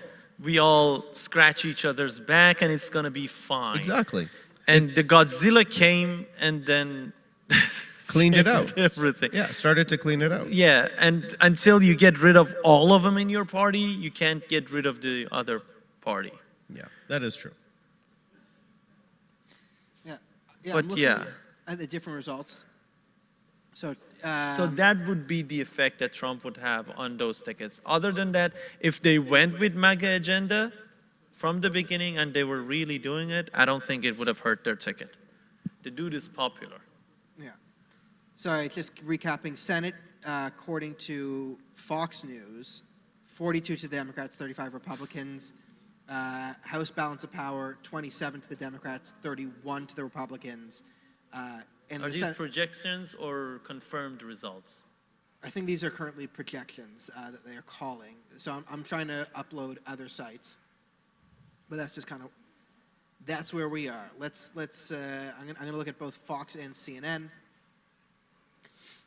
But I guess, okay, so I guess we're, I like your line that Republicans hurt Republicans down ticket. Huh? I like your line that Republicans hurt Republicans down ticket. I'm not sure if I'm 100% with you there. You know, and in fact, you know, Trump might be helping some Republicans by, you know, using his name and boosting them up. Or Anybody he supported strongly got the vote. Almost anybody who he stood behind got elected. True. That tells you everything you need to know. People voted for Trump because they want to change. So if you're a senator who acting like you have dignity while in fact you're standing against what people wanted, you're not going to get elected. And it has nothing to do with Trump. People just don't want you. You're garbage. They think you're garbage. Okay, looks I'm like sorry, we you're got a our next rhino. guest coming in. So we got our next guest on. I was putting the rhino Not yet. out yet last night. And Siavash, it's Malik. How you doing, Malik? So, Hi. hey, Malid. Malik, How are you longtime guys? friend, woman with head screwed on and opinions. Former Miss Pakistan, if I'm correct? Yes. Yes, but not politically aligned with the current Pakistani government. I don't think I was ever aligned with Pakistan. That's why I'm here. I think most figured, yes, is Imran Khan does not approve of this broadcast, but I do, so it's nice to have you here. So Malik, what are your thoughts heading into the election? What were your predictions, let's say, 3 hours ago? You know what? Last time when it was happening in 2016, nobody knew. I wasn't paying much attention to it. Nobody was expecting him to win, but he did all of a sudden, right? So what has been very entertaining for me all day is watching people fight on social media.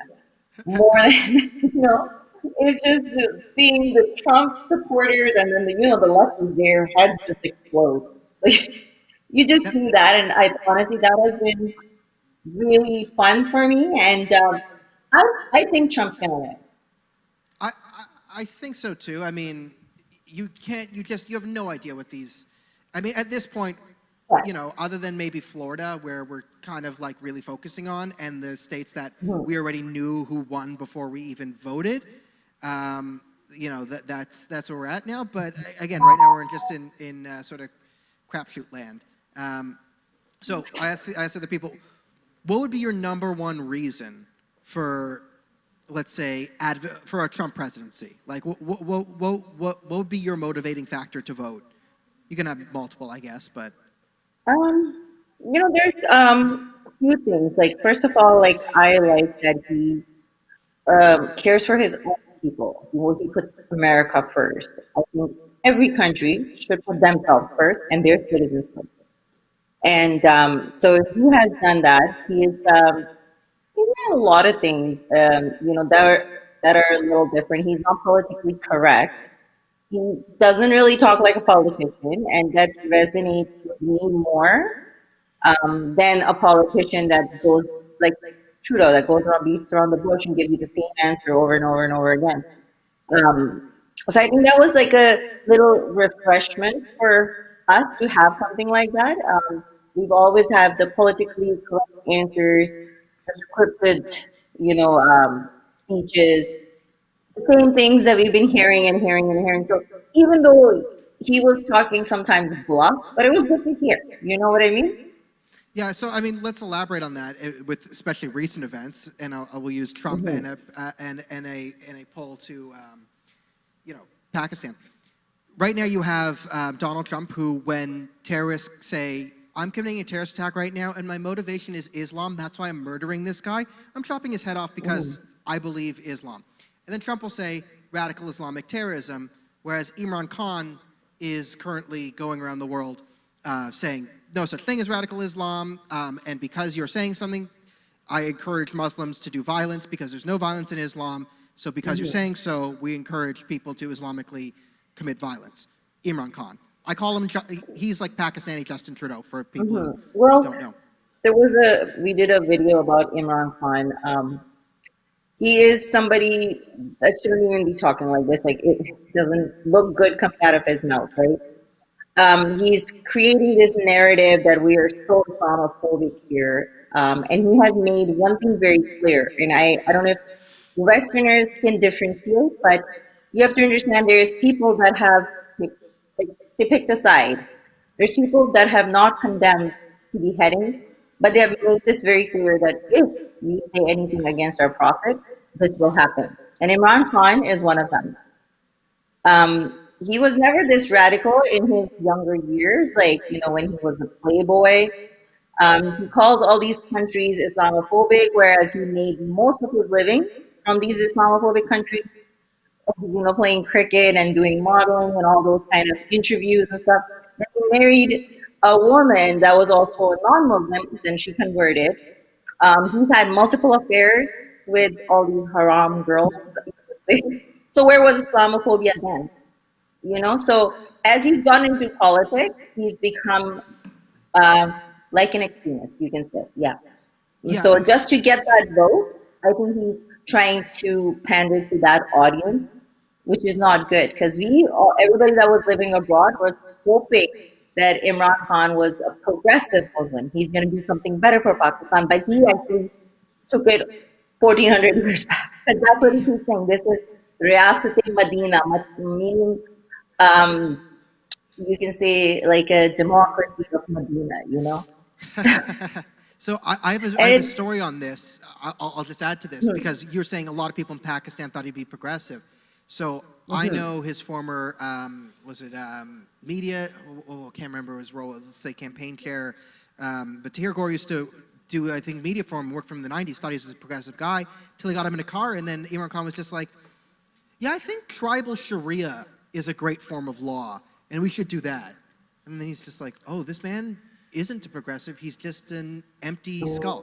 So I have heard that a lot from Pakistanis, that he was this progressive until you start talking to him. You can see the de-evolution of his wives. Like, from the first one who was a movie star and like walking around with very revealing stuff, and then one by one of his wives you go through, and the last one is completely covered. Yeah, she was a ghost. He married a ghost.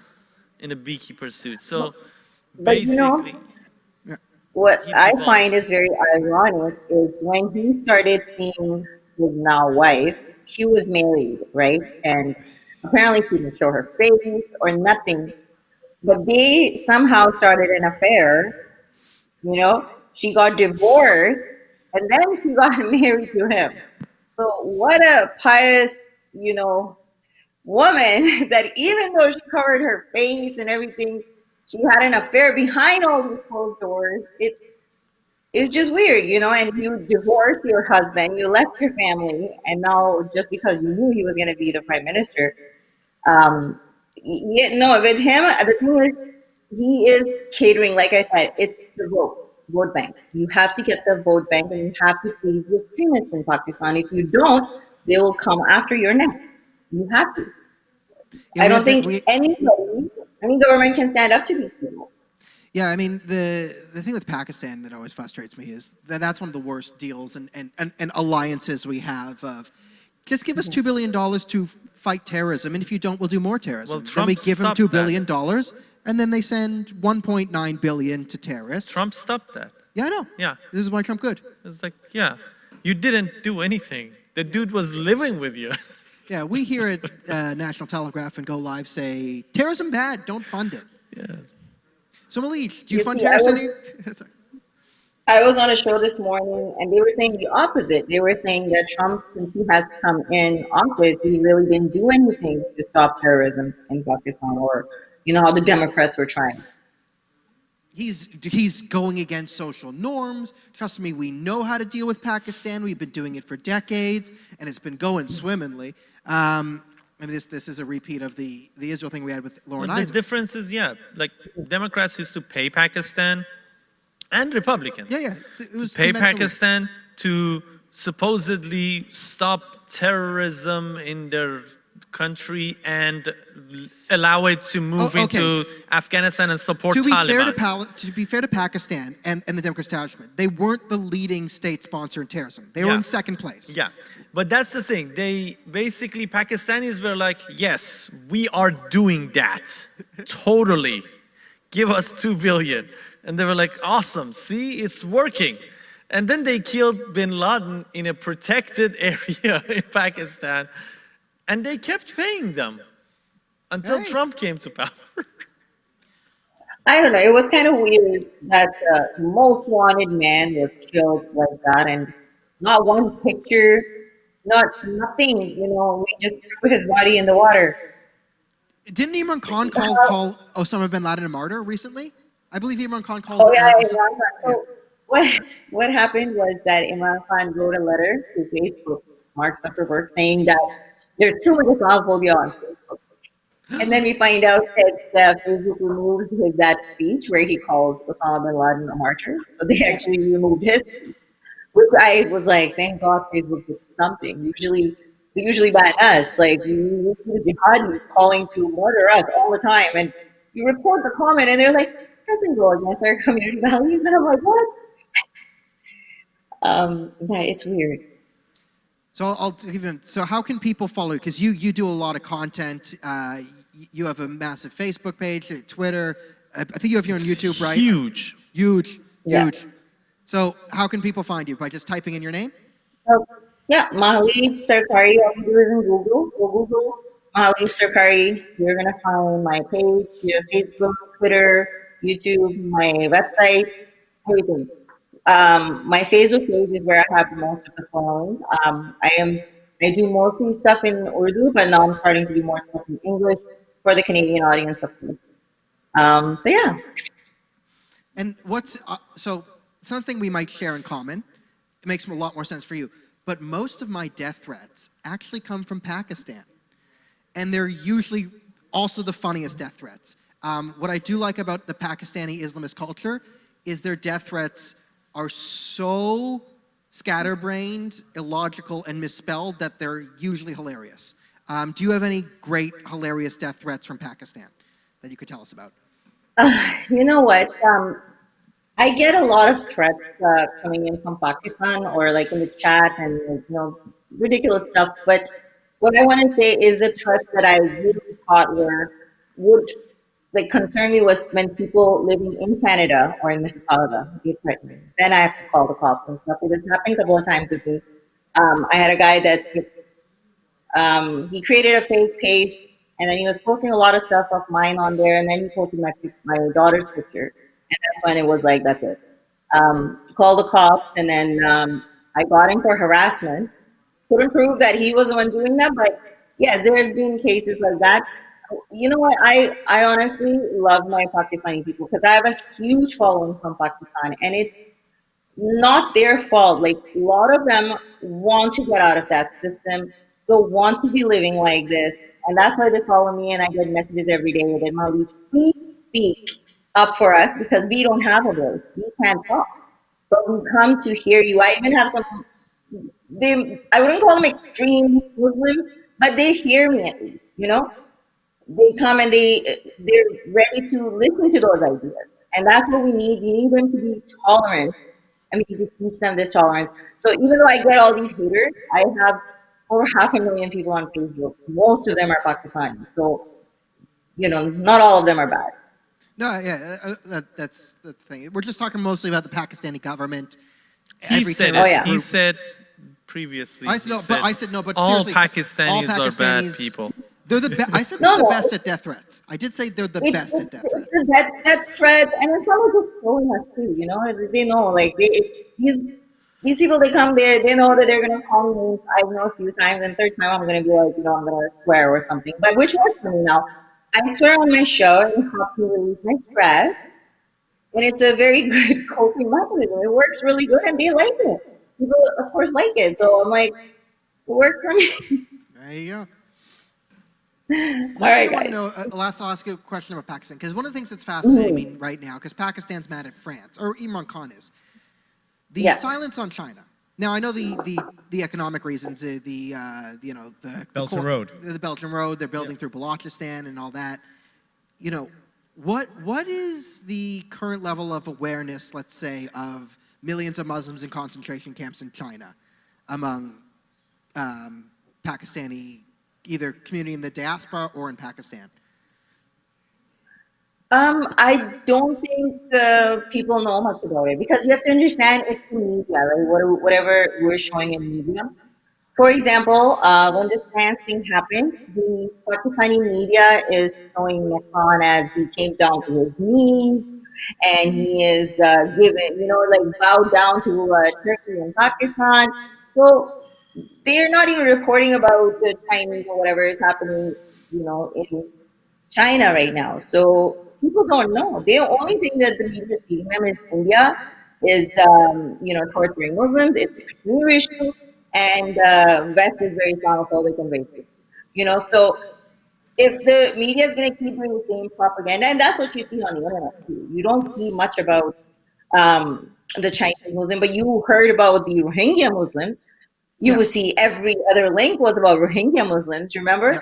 Yeah, So it is whatever the media is making the propaganda of, and they keep very few people. Even I ask Muslims here in the Mississauga and stuff, and I'm like, what about Rohingya? I mean, what about the people in China?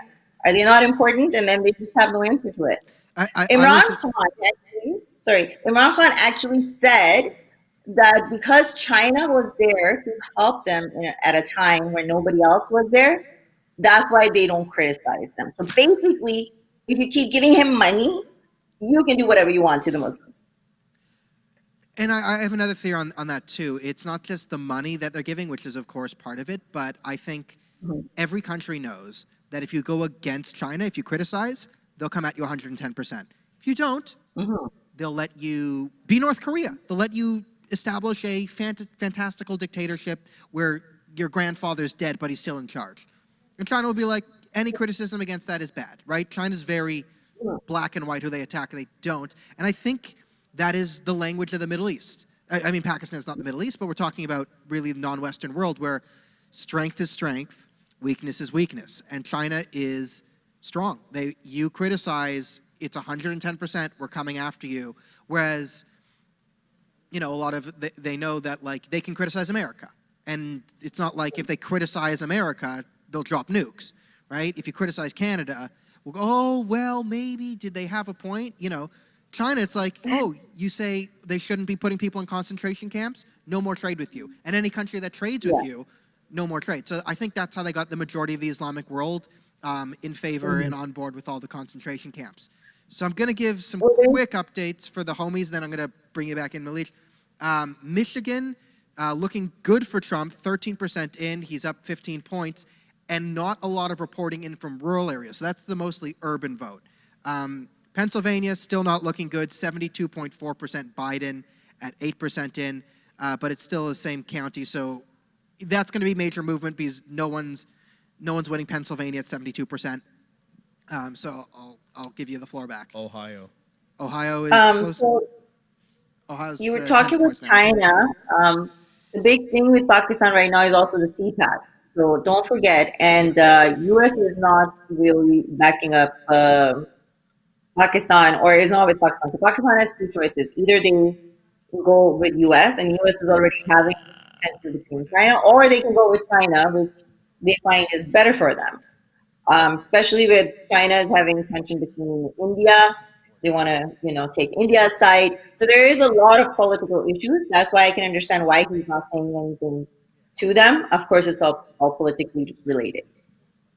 Yeah. Sorry. Oh no. Thought we were getting signals from the rest of the thing.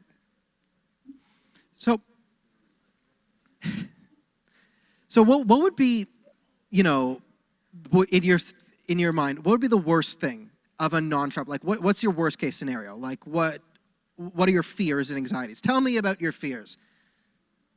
By the way, I'm charging you $100 an hour for this therapy session. What are my fears, or fears about Pakistan, or what kind of fears? Fears about the U.S. election. You can Canada, Pakistan, U.S. Oh, I guess we're gonna become more woke. Honestly, it's just gonna be a chaos. It's gonna be whatever madness that we've been seeing. It's gonna be times 100. And that's all it is. One thing that is going to be good is that we're not going to see any riots and things breaking if the left wins, because usually Trump supporters don't do that. So at least that will be made clear. I don't know. We'll have to just wait and see, because this election is going to have an impact on the whole world. It's not only going to be. I think there will be blood if Biden wins. Yeah. Well, if Biden wins, you think? Yeah, I think Trump supporters are waiting for the election to end and Trump win and shut everybody up. If he doesn't win, they will start basically the project. I think they're going to start taking revenge for all the stuff that happened in the past year, all the attacks and riots. You know what I have seen is just that in the last few years, it's what you see and what you've been feeding is the same as the Islamists, right? When you keep feeding one thing in your brain over and over and over and over and over, then you're going to start believing it. So with the media focusing only on like the Russian thing, and then, he said this, and then Stormy Daniels, and this and that. Look, I was watching him today when he was addressing to everybody. I really felt sorry for the guy. Like, I really did. He looked exhausted. He was, I was watching his rally. He finished after midnight. He got home, I think, around 3 o'clock in the morning. 5 rallies a day. Sorry? 5 rallies a day Trump was doing. That 70-year-old guy, and he's doing that. Why? He doesn't need to. Like, he didn't need to get into politics or what. He was making so much money. Why would he want to, But that's what people can't see, because the propaganda, the media, and the left have just taken over and just brainwashing people. We're not brainwashing, we could be, but brainwashing, Oh, it looks like we hit another interval. Okay, that's what's happening. Okay, we passed 9. I'm like, what happened? Yeah. Some polls closed, so they're calling a bunch of states just before the votes are counted. One interesting point about Texas. Yeah. Texas is right now at what? Biden by 1%. Yeah, 65% of the vote has been counted. Yeah. Texas is for Trump by a large margin, I predict, because Austin has been counted 90%. Yeah. Houston 80%, and Dallas 80%. San Antonio 88%. Oh, okay. Okay, yeah. So all the major cities are gone, and their margin is 1%. Where's Harris County? Sorry. I guess that's probably down in Houston.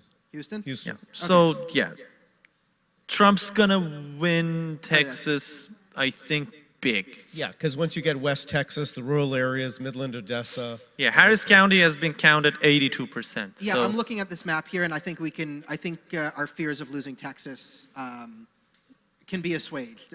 And now it just narrowed again with more results coming in. So everyone, take a step down off the cliff. We can Texas is still in the hands of sanity. Still Republican country. It's got to be. It's God's great state. Florida, Trump is increasing its distance. Oh my God, Michigan is actually widening for Trump. Over 2% in Florida now? Yep. Yeah, 92%, it's over 2%. I think it's pretty definitive Florida goes to Trump. Florida will go to Trump. That's the first big state I told you, yeah, and Texas. and North Carolina. These are the stuff that I predicted right so far. Ohio is Concerning. he is shortening its distance. It was yes. over 10%. It was at 12% for a while. It's now at 8. It was now it's 8. It's And now 8 you have points. to consider all the big cities have counted or over half. I'm looking. Toledo 39%, Cleveland 42%, Akron 52%, Cincinnati Dayton 59%, 50%. Cincinnati 50%, Athens 40. Yeah, so almost half of the big cities have been counted. But still, Ohio is iffy. All right, so That's I'm a going lot to of give, people are jumping I'm going to bring in. Malik back in for, after you heard our little number spat, I'm going to give Malik the floor to any parting words. And again, follow her on Facebook, on YouTube, or I will find you, and I will chastise you, mildly, harshly. You will get very offended. Your feelings are going to get hurt. Don't hurt my feelings, guys, okay? Just follow me. My last words, I don't know, let's see. I just hope for the best. May the best candidate win, or whoever did the best propaganda is going to win, I guess. I don't know. We'll just see what happens. I just hope whoever wins, there's not too much violence on the street, and we keep it Amen. peaceful. I just hope both sides have fun. Yeah, I think I've enjoyed it, honestly. At least I've seen the followers and their fights. I've enjoyed it. Nothing like a good meltdown. All right, Malik, thank you so much for coming on, and we really Thanks, appreciate guys. it. Talk to you again soon. You guys. Hey, man, 37% Virginia. Trump is up 17%. And it's still blue. Maybe they haven't counted like the heavy, okay, Richmond, 10%, okay. Okay. Norfolk, 15. Richmond is the biggest one. The rest of them are not Alexandria that. near the thing. So Richmond is only at 10%, and it's 70% Biden. Trump counties have almost been counted. Yeah, That's Trump's, the Highland County are all in. Well, yeah, it looks like most of Trump's votes have been counted in Virginia. That's why. We'll see. We'll see. Wouldn't it be fantastic to see some of their predictions go wrong? It would. Projections. It would be. It would be great if we can get a 2020 version of the 2016 Like clips. New York, they have predicted for Biden because it's gonna be Biden. Yeah. Okay? They haven't counted anything yet. But it's projected for Biden. So what if it wasn't? That would have been awesome. Oh, that'd be wonderful. New but- York got hit pretty hard, man. Yeah, because of Cuomo. Yeah, and de Blasio. And de So Blasio. it's gonna be, I think more people are gonna be voting for Trump than the last time at least. I think a lot of the Jews in New York were not really happy with being blamed for everything by de Blasio. Right. Well, Jews, I'm sorry, man. Our people Jews- had the people. You know of I heads have a and love-hate relationship I with know. your people, but 30% of American Jews are voting for Trump. The rest are voting directly for people who say Jews are the The problem. biggest anti-Semites ever on the Democratic ticket. Like literally people rioting in the street, cursing out Jews, and they're like, there was like an article by a Jewish writer. It was like, is it okay for Jews to support BLM? Nah. But he was like, he was making a case for support. Should Jews support Yasser Arafat's run for shul president? That's at least 55% of us voted for Stephen Harper last time here. So it's not all lost. It's not all lost. But as someone who spent a lot of time in the community, Oh, Florida is for Trump big.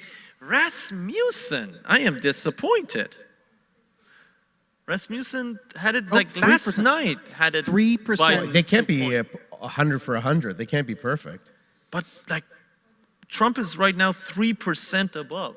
They had him 2% low. Okay, but This is a lot of difference. This is like 5% difference. yeah. And 90% reporting.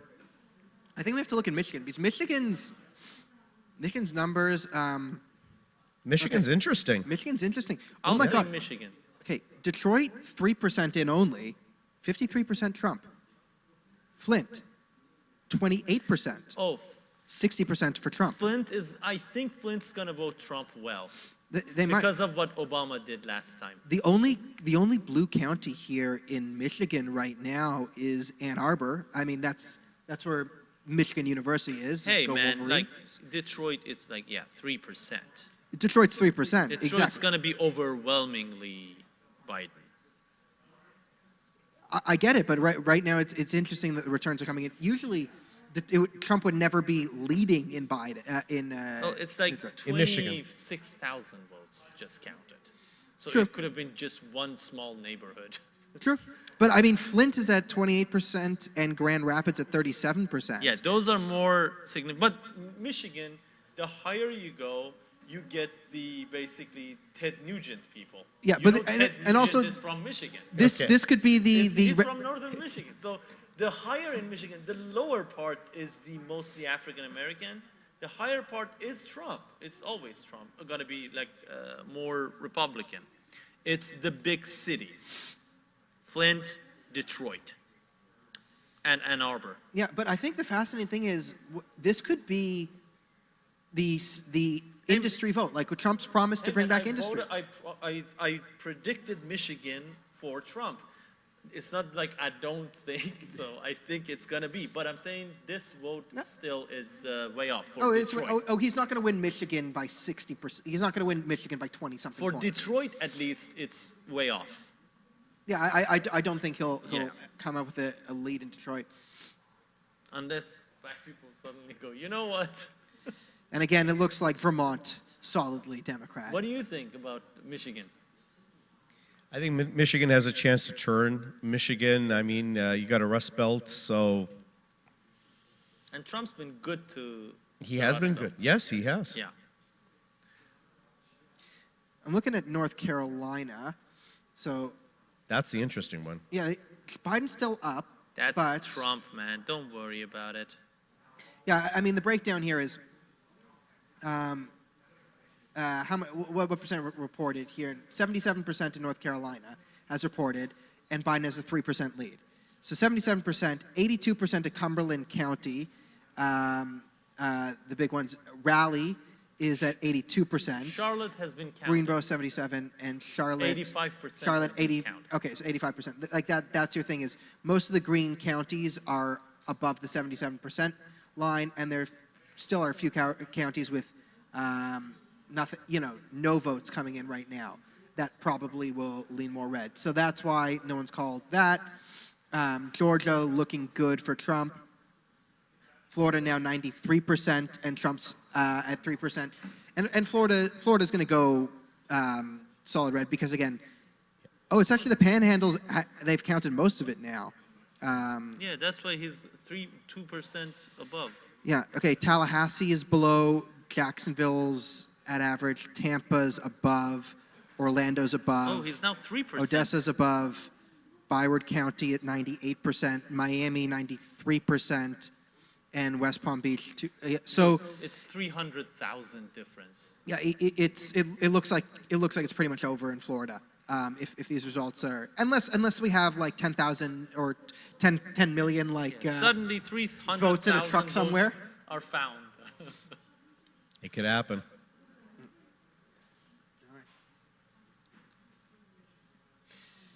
We're seeing if we can get our stats guy on if he wants to come.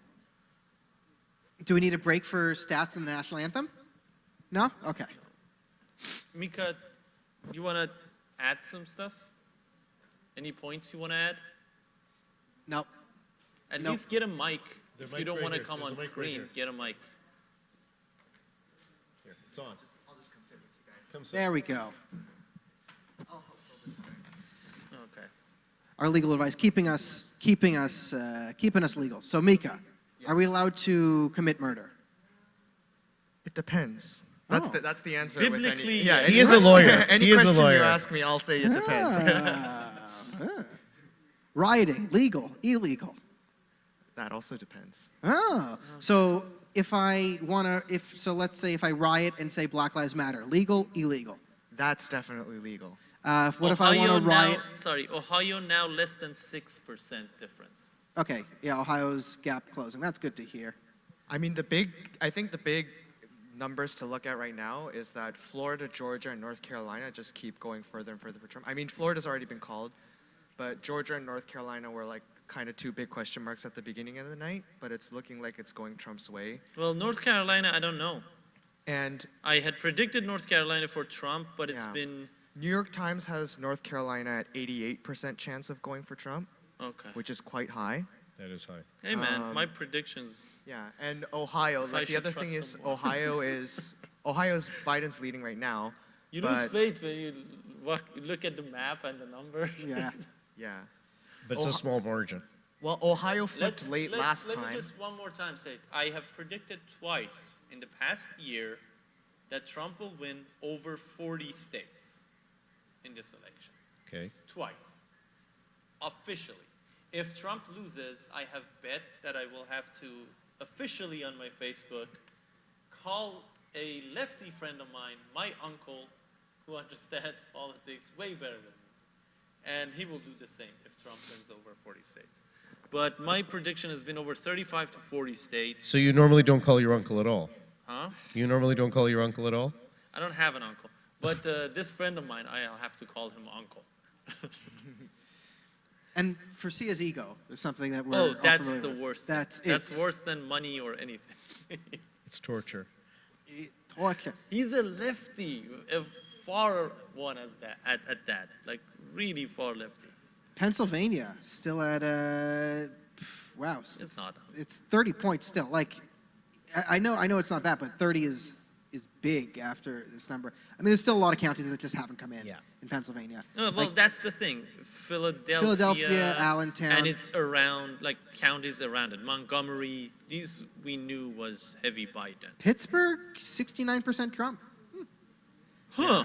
And CNN's exit polls actually have Trump favored in Ohio based on, like they did randomized sampling, but then they corrected for party affiliation. And it looks like Trump's got a strong chance of winning in Ohio.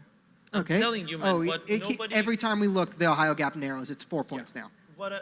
That's what I said. What nobody accounted for are the people who have never voted in an American election. Right. Yeah. 40%, like the last one, first Obama election was the highest in like decades, and it was 60%. Sorry. It was 60% of people who voted in America, which was unprecedented for years. Right. This election, I promise you, it's going to be at least over 65. I think over 70% of people voting, even more. And Did you already that's talk about the 90,000 Amish? Yeah, we mentioned the Amish. So a lot of people who have never voted, it now touched them, and now they have to. Okay, so let's talk about this.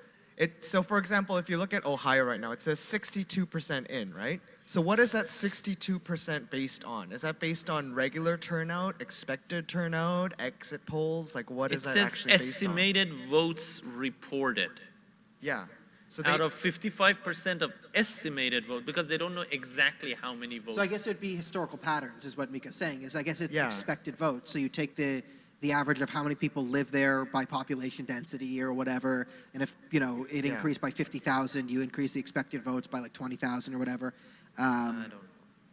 The registered vote, we don't know the number of registered voters, do we? Well, we know the number of registered voters, but in Ohio, like how many is that? He's saying state by state. Well, I don't know it off the top of my head, but it's a known number. No, I didn't expect you to know that. I was like, can we find it? Or like...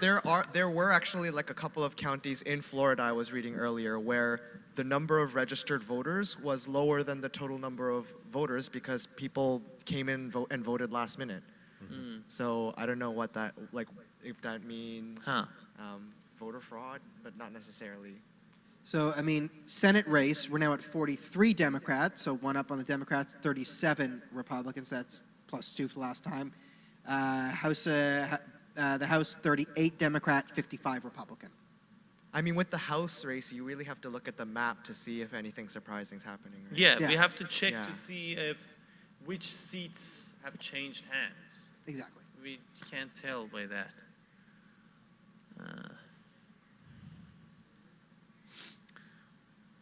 Is there, I mean, the big thing, Minnesota's starting to come in. 1% in, so far 59% Trump. Minnesota's going to be I think Minnesota.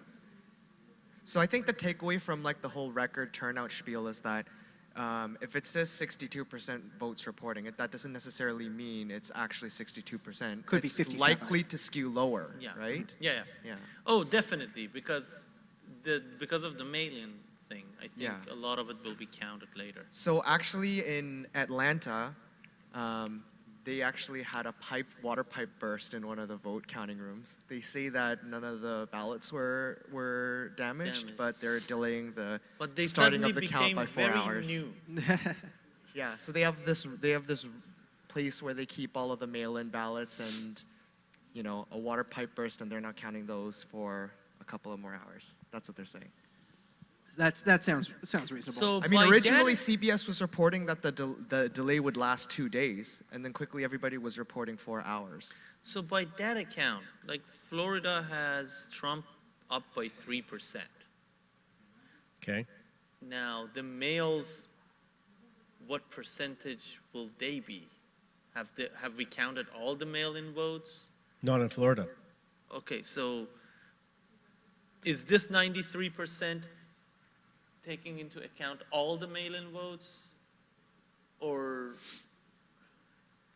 when it says estimated, So I mean, does it mean they're going to find more votes? I think they're suddenly? always going to find more votes. That's kind of how this works. But yeah, it's one of the reasons that we're probably not going to have results tonight, because if Trump's winning, like even in 2016, we saw they wouldn't call, when it was Correct. no mail-in votes, they still wouldn't call Trump. I mean, Hillary didn't even make a concession speech until the next day. Well, Yeah. that was because she's a baby. Although I Not have because- seen that they have announced that Trump will speak at some point tonight. Of course he will. He's the Yeah. greatest stand-up comedian. He's a stand-up comedian. Yeah. Oh, he is so fantastic. He's so funny. Like, Trump wants to, I mean, I think Trump might feel a tinge of sadness if he wins, because then he can't do any more election rallies. Yeah. But I guarantee you, he'll probably start doing "I was a great president" rallies for the next Republican Party, just because he loves doing it. So when do you think they'll finish counting all the dead people's votes? As soon as you get up to the number where Biden wins. Yeah, exactly. I mean, 4 days ago, the Associated Press had a story where officials actually stopped this plot. It was at least like a couple dozen ballots of dead Democrats. They were trying to get mail-in ballots Yep. in. Yeah. Just a couple of days ago. Yeah. I think this election, Yeah. And in Nevada, they had that new law to allow Democrats to enter nursing homes and Correct. vote on behalf of, dementia. Yeah. Dementia patients. Yeah. without their signature. Like they don't even need to put their What could go wrong? handprint or anything. What could possibly go wrong? Yeah. And then I think the other big one was the California DMV. I mean, California is going blue Okay, anyway. Trump is now ahead in Texas. Trump is now officially taking the lead in Texas. Everyone off the ledge. back and forth. Nobody back and was forth. on the ledge. No one was on the ledge. Yeah. But the California DMV actually admitted that they were allowing non-citizens to vote. That was the other big one too. All right, guys. That was reported by the Washington Times. So we're it's going to bring on California. our next guest. It is the other half of Chances of Flurry. Let's bring Howdy. in I'm gonna go for Sean the- Mark. How you doing? Hey, I'm doing Sir. good. How about you? You're the only one who we can't tell your immediate political views by the hat you're wearing. Yes, I have no hat. I'm not a hat guy. That's good on you. It's my hair. How's your night been? It's been good. We've been checking out different streams, jumping on the Young Turks, jumping on CNN, not CNN, CBS, just looking everywhere, and we're having fun. It's actually the first election where I'm actually into it. Yeah. So what do you see? I mean, the Young Turks. That's just gotta be. That's gonna be any nonsense worth reporting from them.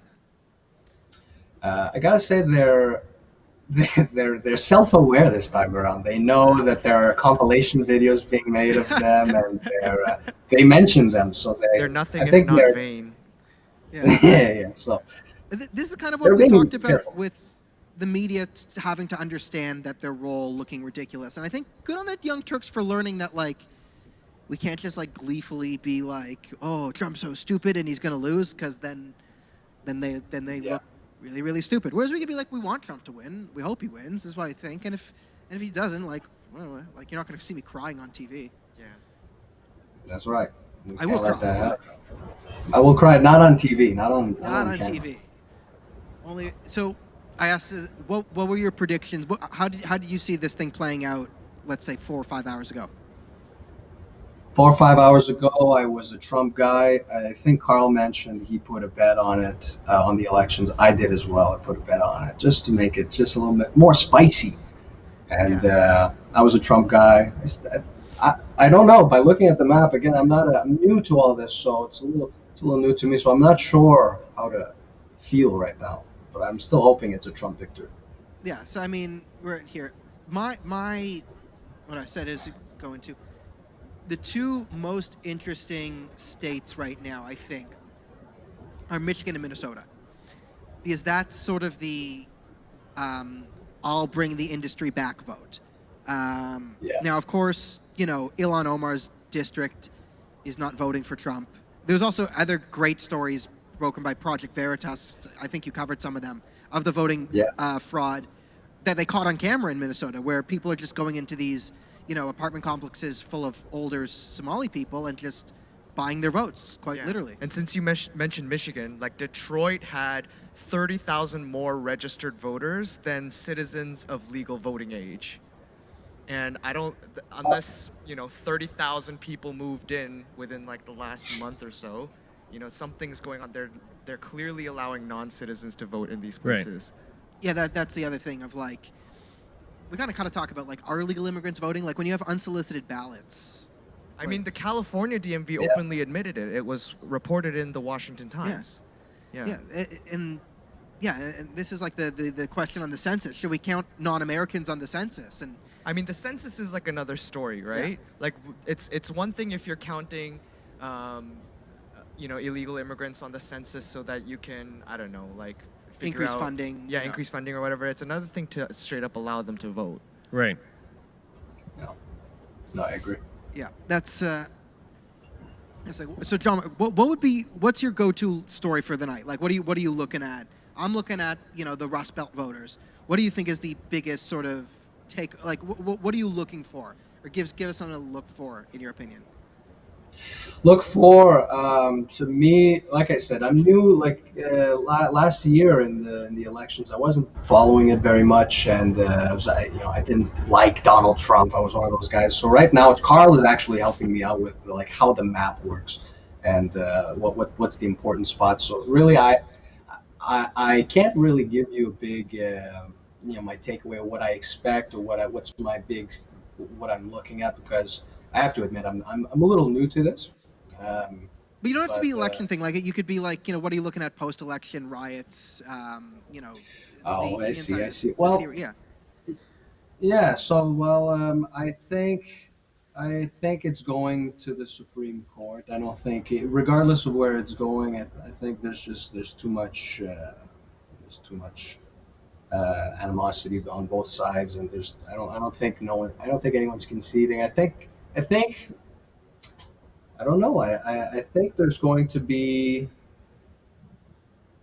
just a continuation of where we are now. It's just going to go down. Oh, here's an interesting thing I just saw. I'll give you. Yeah, go for it. Trump is leading in Kenosha County, where the riots are. I think that's worth reporting. He's also leading with the popular vote. Yeah. Yes, that's true. But I mean, California though. So Trump should be leading the popular vote all throughout the night until the California votes come in. Correct. On the West Coast. So, I hate to break it to you if you're a Republican, but you're not winning California, Oregon, Washington. 100%. Yeah. But Montana, you got a shot. I mean, okay, so going back to whoever losing the election not conceding, I mean, if you're in Trump's position and you have all of these stories of voter fraud, there's some we haven't even mentioned yet, like the 50,000 ballots that were mistakenly sent out in Ohio.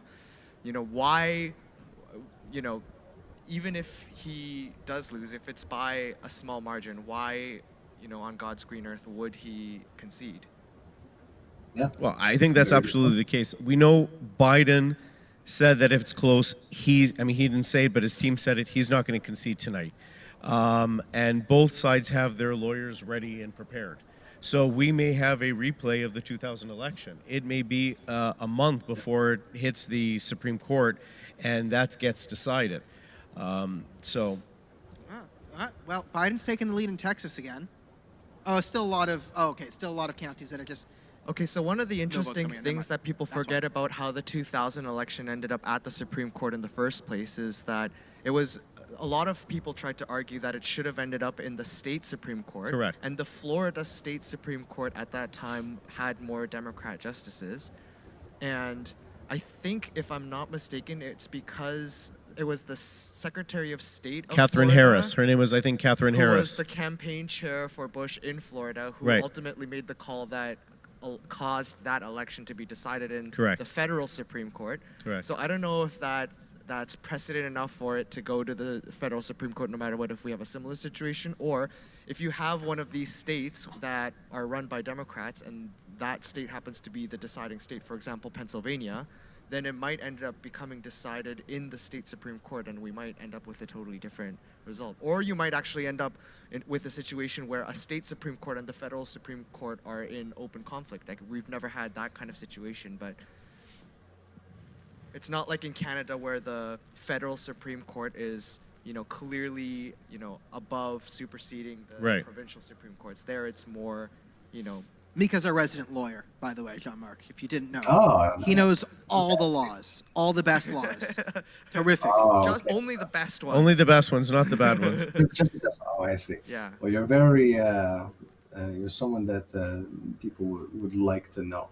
You're very what's the word I'm Trust me, looking if for? Oh, you my need French is so bad. lawyers, I know too many of them. Oh, Well, okay. that's Well- a story for another day. Daniel's surrounded That's by okay. them lately. I don't know. I know. It's just my day. And even the guys coming after me, lawyers too. Aaron O'Toole himself a lawyer. What Oh, a is he? sexy man. I actually didn't know that. Yeah, Aaron O'Toole is a trained Oh, lawyer. me neither. Apparently not the smartest lawyer. No. No, he was, of average intelligence by everyone I've heard. But just, real bloodthirsty and a lust for power is what got him to the top. So congratulations, Aaron. Please stop suing me, O'Toole. No comment from me. I'm out of this conversation. Yeah, we don't speak Okay. English. No. Yeah, thing. All right, moving on. All right, we'll look back at North Carolina's now at 80%, still 1.5, 1.8. I should shut you Biden. up before I get sued for enabling you to say that. Yeah, you should. Oh, Biden's okay. To see only up 53,000 votes. So Biden 49.6 to Trump 49. That's Okay, got to change. So I think there was like one more big voter fraud story that we haven't talked about, and it was in Washington State, where I think the online system in Washington State would allow you to print a ballot for someone else if you knew their name and birthday, because all you needed was your name and birthday to print your mail-in ballot.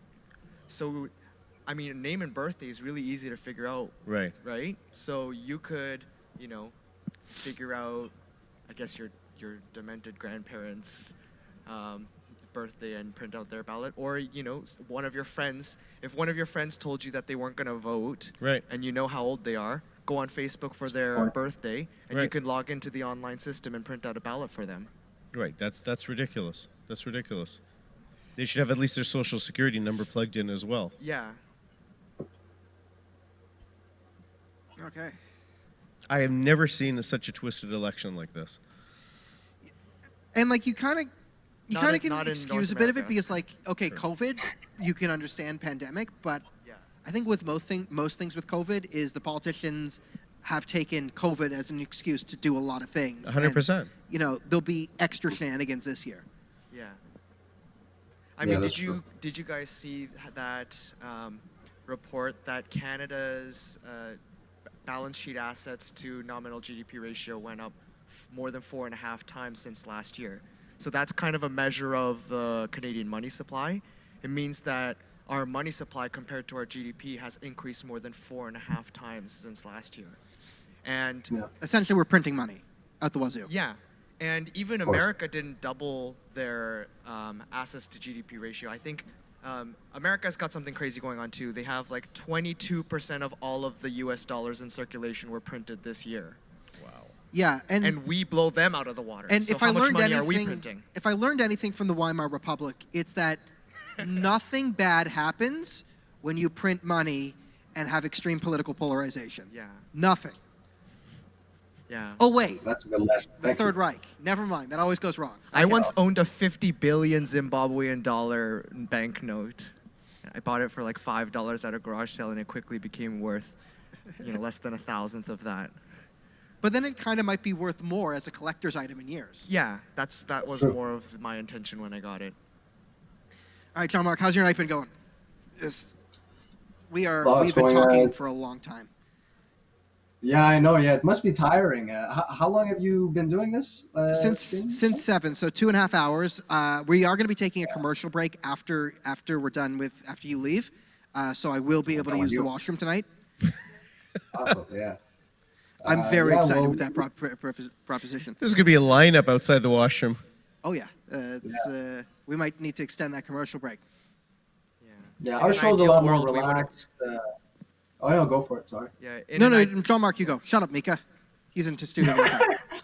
Yeah, it's just our show's more relaxed. So I mean, when we want breaks, one can get up and leave, and it's a lot more relaxed. So I feel for you. But we've been having fun, and I don't know how long we're going to be going till, because I guess this is going to get stretched for a long while. But I don't know. We're just again tuning in. By the end of it is when I suspect that the meltdowns, if any, should happen.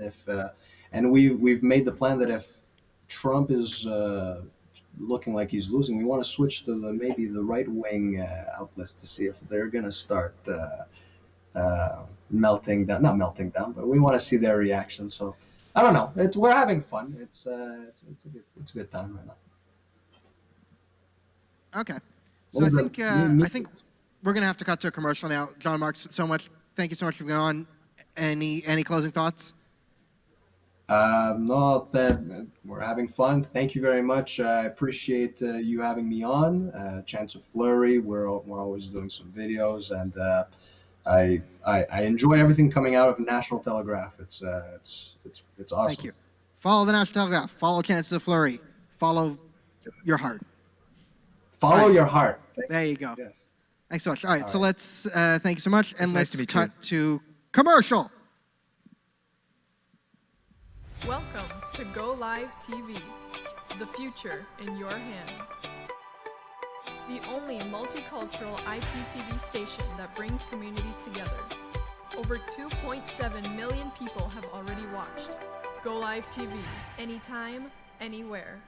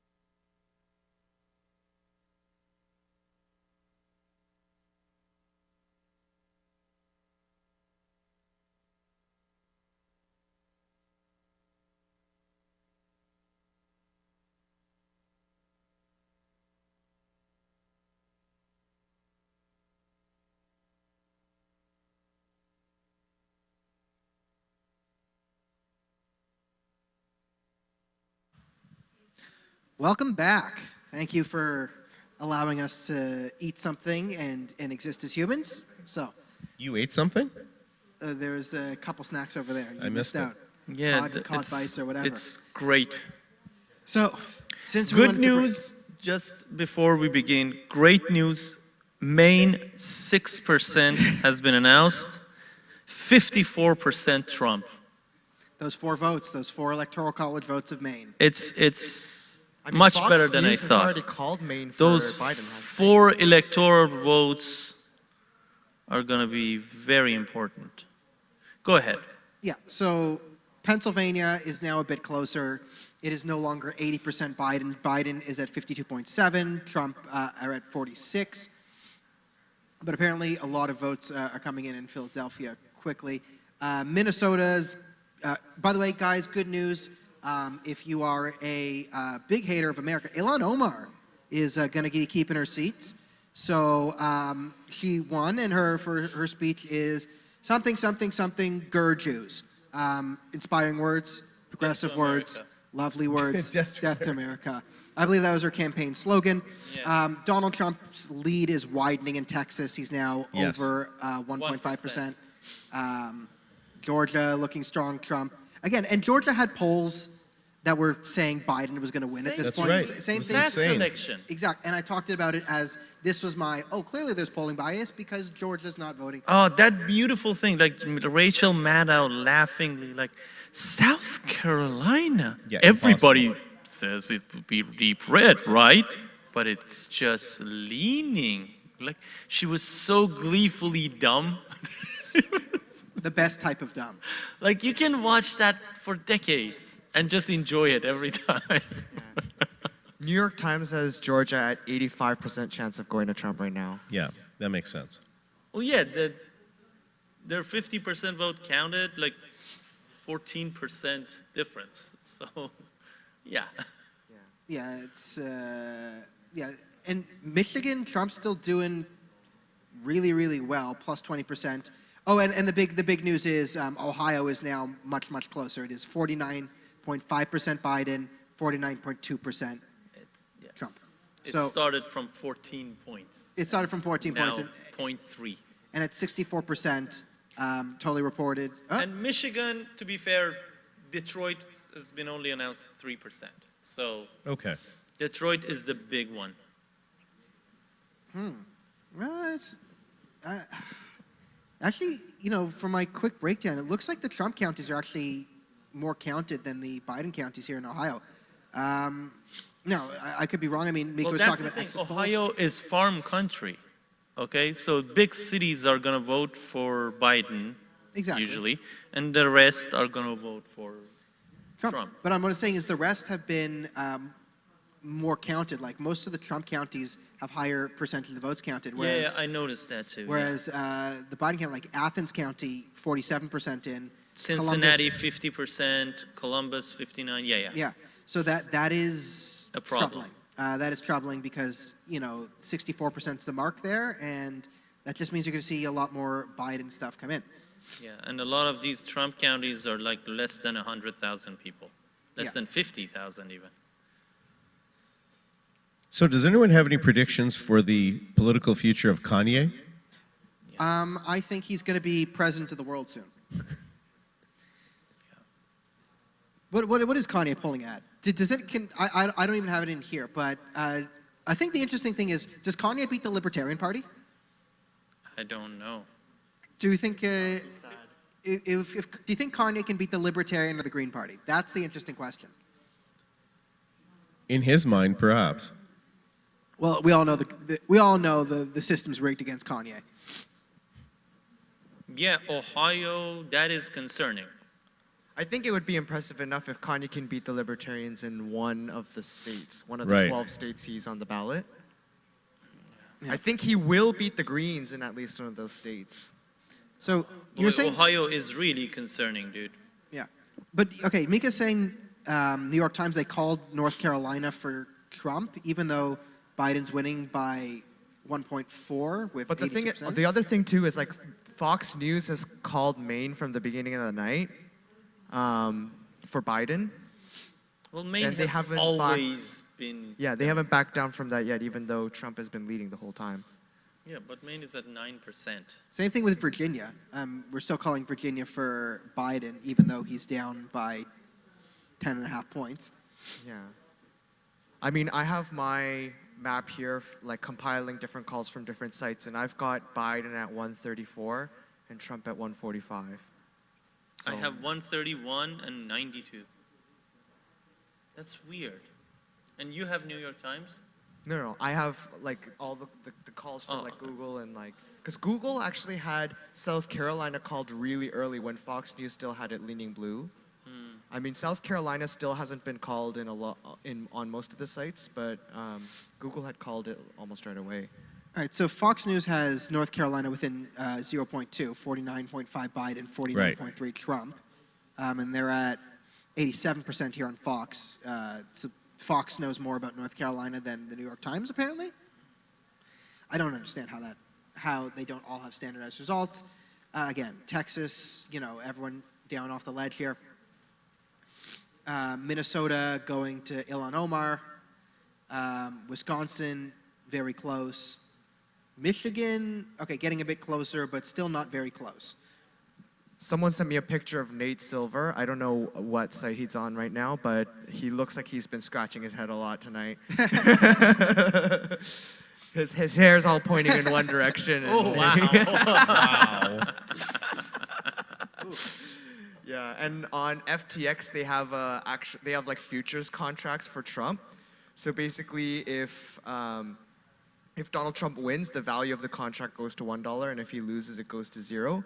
And the price of that contract has gone from like 40 cents to like 70 cents within like the last couple of hours. Good. There you go. I mean, do we have any like with Wade breakdown? Is there any like states that we have to look at right now for the math? Like, let's assume Texas goes red, and Florida goes red. Like, what is it?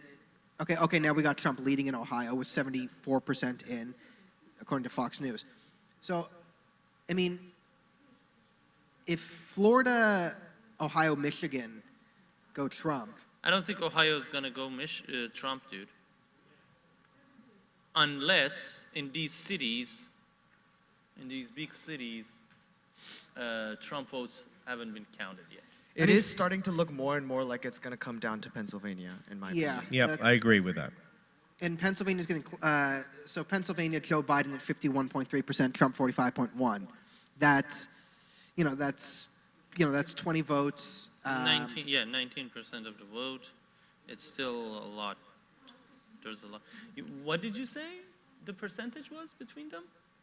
In what state? Pennsylvania. Pennsylvania. It's now 6 points. I have it at less than 2. What's going on? Yeah, but each You have news New York Times? I have now I'm looking at New York Times. I was looking at Fox. I look at a different one. It's weird. Oh, okay. Yeah. Okay. So New York Times is saying Trump doing better in Pennsylvania than Fox is, but they're saying Fox has Trump doing much better in Ohio.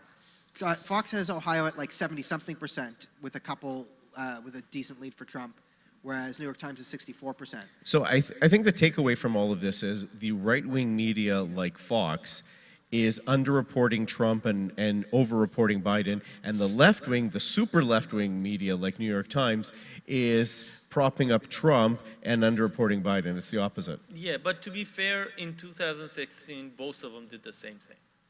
Fox, because Fox News wants to play like the role of, no, we are not. We're neutral. Yeah, they're trying to play neutral now. And to be fair, their news based department is very liberal, actually. Now, yeah. Anti-Trump. Yeah.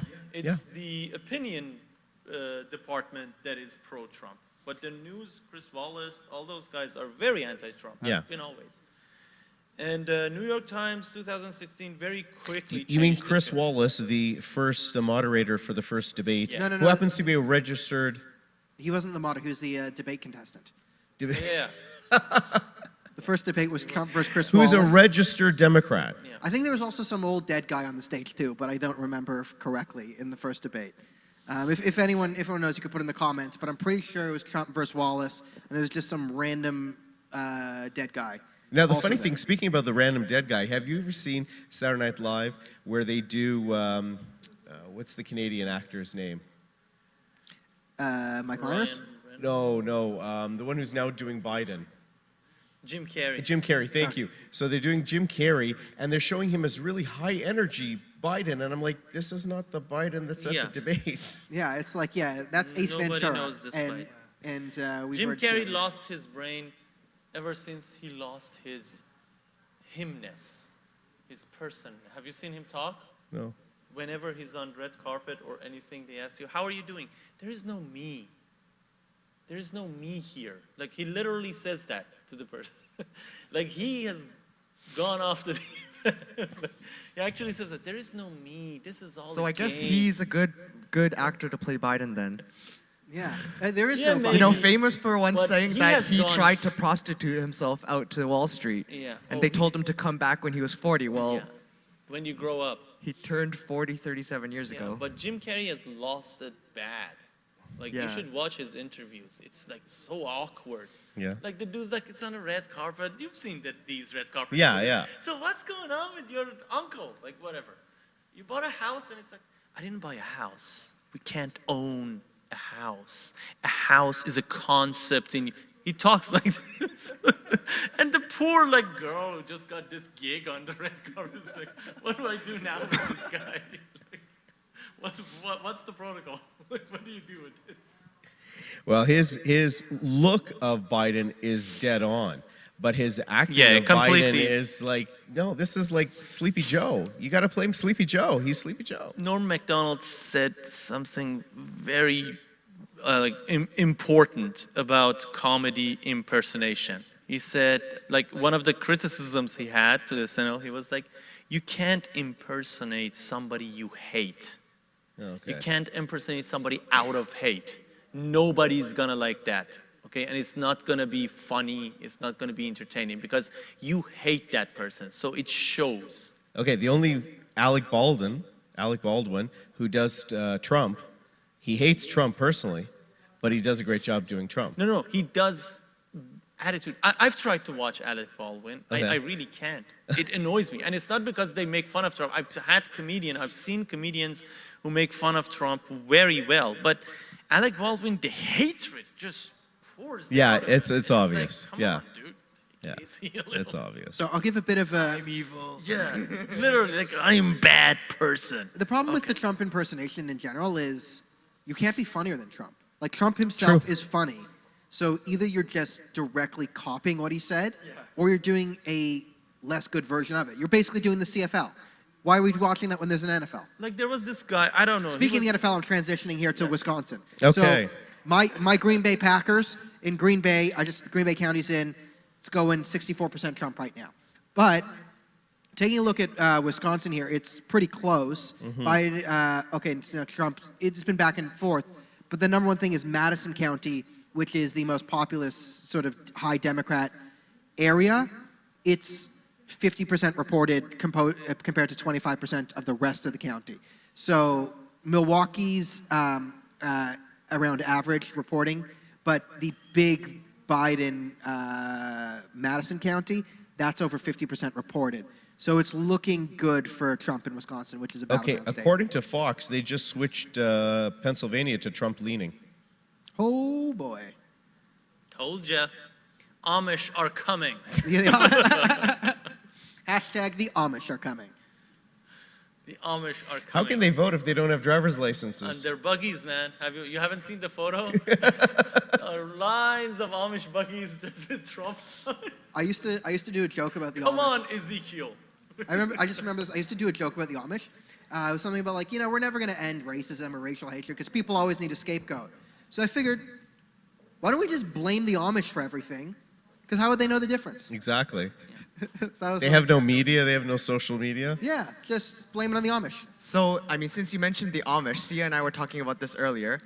If they don't watch TV, how did they find out about Trump? How did those 90,000, like horse-drawn carriage parade, goers find out about Trump?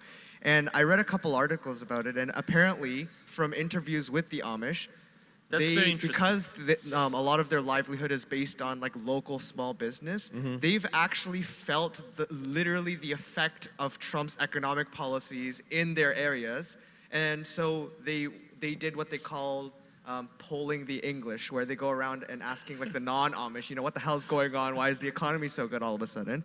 And a bunch of people told them about Trump, and that's kind of what got them on this whole like Trump bandwagon. That's hilarious. Interesting. Hey, English. Hey, you English. What say ye about? Oh yeah, and Wisconsin now is the Trump is widening a bit. New York Times calling Kansas for Trump. We already AOC's mentioned been that. reelected. Yeah. Oh, what was No the, what was surprise. The Wizard of Oz thing, we talked about it. No, this was. We did that We bit. did that bit. Okay, I thought it was Kentucky that we called first. Did the Kentucky bit. So Ilhan Omar's been reelected. AOC's been reelected. Awesome. So there's two other ones. There's the terrorist in Michigan. Sorry, Rashada Tlaib and Ayanna Pressley. Doesn't New York just deserve to burn? These views do not reflect those of GoliveTV. These reviews reflect my National- views. I strongly stand by my views. New York deserves. Is this what they brainwashed you back in the Iranian prisons? What? That New York deserves to burn? Well, they are burning it, literally. And everybody was like, yes, let's go with this. The great shaitan. I saw the Ayatollah was on Twitter today promoting Bob Woodward's book, which is probably the most stunning indictment of Bob Woodward's book you could possibly find. Ayatollah approved. All right, let me go into my stats chat here. Oh, huh. Minneapolis. Okay, Biden's winning in Minnesota, but Minneapolis is at 93%. So that's Illinois County. Yeah. Overrepresented. Okay, so over 90% reporting from Minneapolis, which is big. I mean, nothing from Rochester or whatever. Boston, look at Massachusetts. Look at it. Just click on Massachusetts. It's funny. What about it? 32% Click on report? Massachusetts. Okay. Do it. Yeah, Everyone okay. at home, click Massachusetts. Frank, bro. There's literally not a single red dot on the thing. Are you surprised? Yeah, because the there it is. Boston Yeah. is New England. New England. But Boston? Yeah, aren't New England Patriots from Boston? Yeah. Yeah. Okay, and they all supported Trump. The No, god of Boston. No. Okay, see, this is where your foreigners. Tom Brady potentially was a Trump guy, but Tom Brady is now in the Bucs this year. So jilted lovers. But the coach. The coach doesn't say anything. The coach has no he opinion. supported Trump. I don't think The owner no. of the team supported Trump. The coach has supported. What's the name of this? Bill Belichick. Belichick. Yeah, He but supported it's Trump. Massachusetts. Yeah, but it's like They're like left of they're left like of gods. They're like gods there. Well, true. The only reason like Boston has any pride is the Tea Party and New England Patriots. Well, no, The original Tea Party. The original Tea Party, yeah. Yes, not the. not the new one. Okay, Ohio now 69%. Okay, now Trump's winning Ohio. Okay, North Carolina is tied, 49.4 by 49.4, 87% reporting. They're still showing it leaning for Biden. Oh, Okay, so that's sorry. Fox, yeah. Boston, 900 votes have been counted. Oh, that's nothing. Yeah, that's a city of million. Yeah, but it'll go Democrat. Yeah, but I thought it would be close.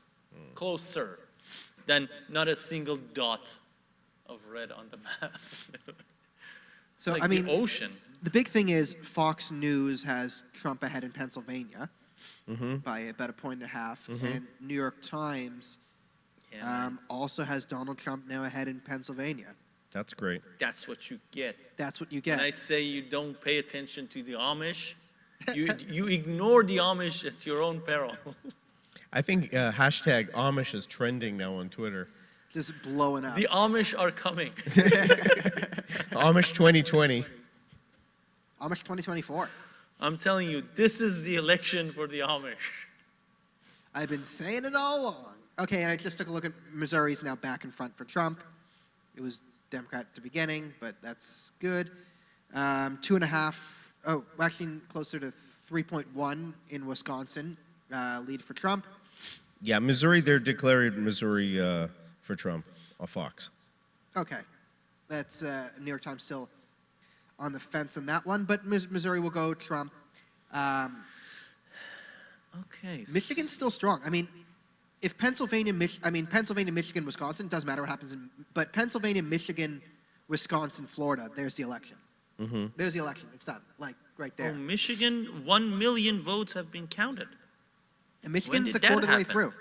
Michigan's a quarter of the way through, and Donald Detroit Trump still hasn't come. Michigan, I have about a third here counted, 1.6 million votes counted. I have 1.2. Okay. Click on it. Let me Again, see is this what's another game? Boston. No. Boston. So I just ran the What math Boston? on Ohio. Sorry? Yeah? I just ran the math on Ohio. Detroit. For Biden to win Ohio, the CNN exit poll would have to be off by more than 9 points It's, in terms of the margin with independent voters. Oof. So I think that Ohio will come to Trump in the end. So Mika has called Ohio it's close. for Kanye. I'm calling it. For Take Kanye. it off the map. Kanye gets Ohio, is Kanye what we're gets calling. Ohio? Kanye gets Ohio. Cool. I mean, it's kind of it's kind of a silly election. Or I like the American system, but it's amazing that like 75% of the votes just like don't matter. Yeah. Because like you're voting in California. Okay. Guys, hold on one sec. The Fox has now called South Carolina for Trump, no big surprise. But they have now put North Carolina as leading Trump. Oh, finally. Are the Amish there?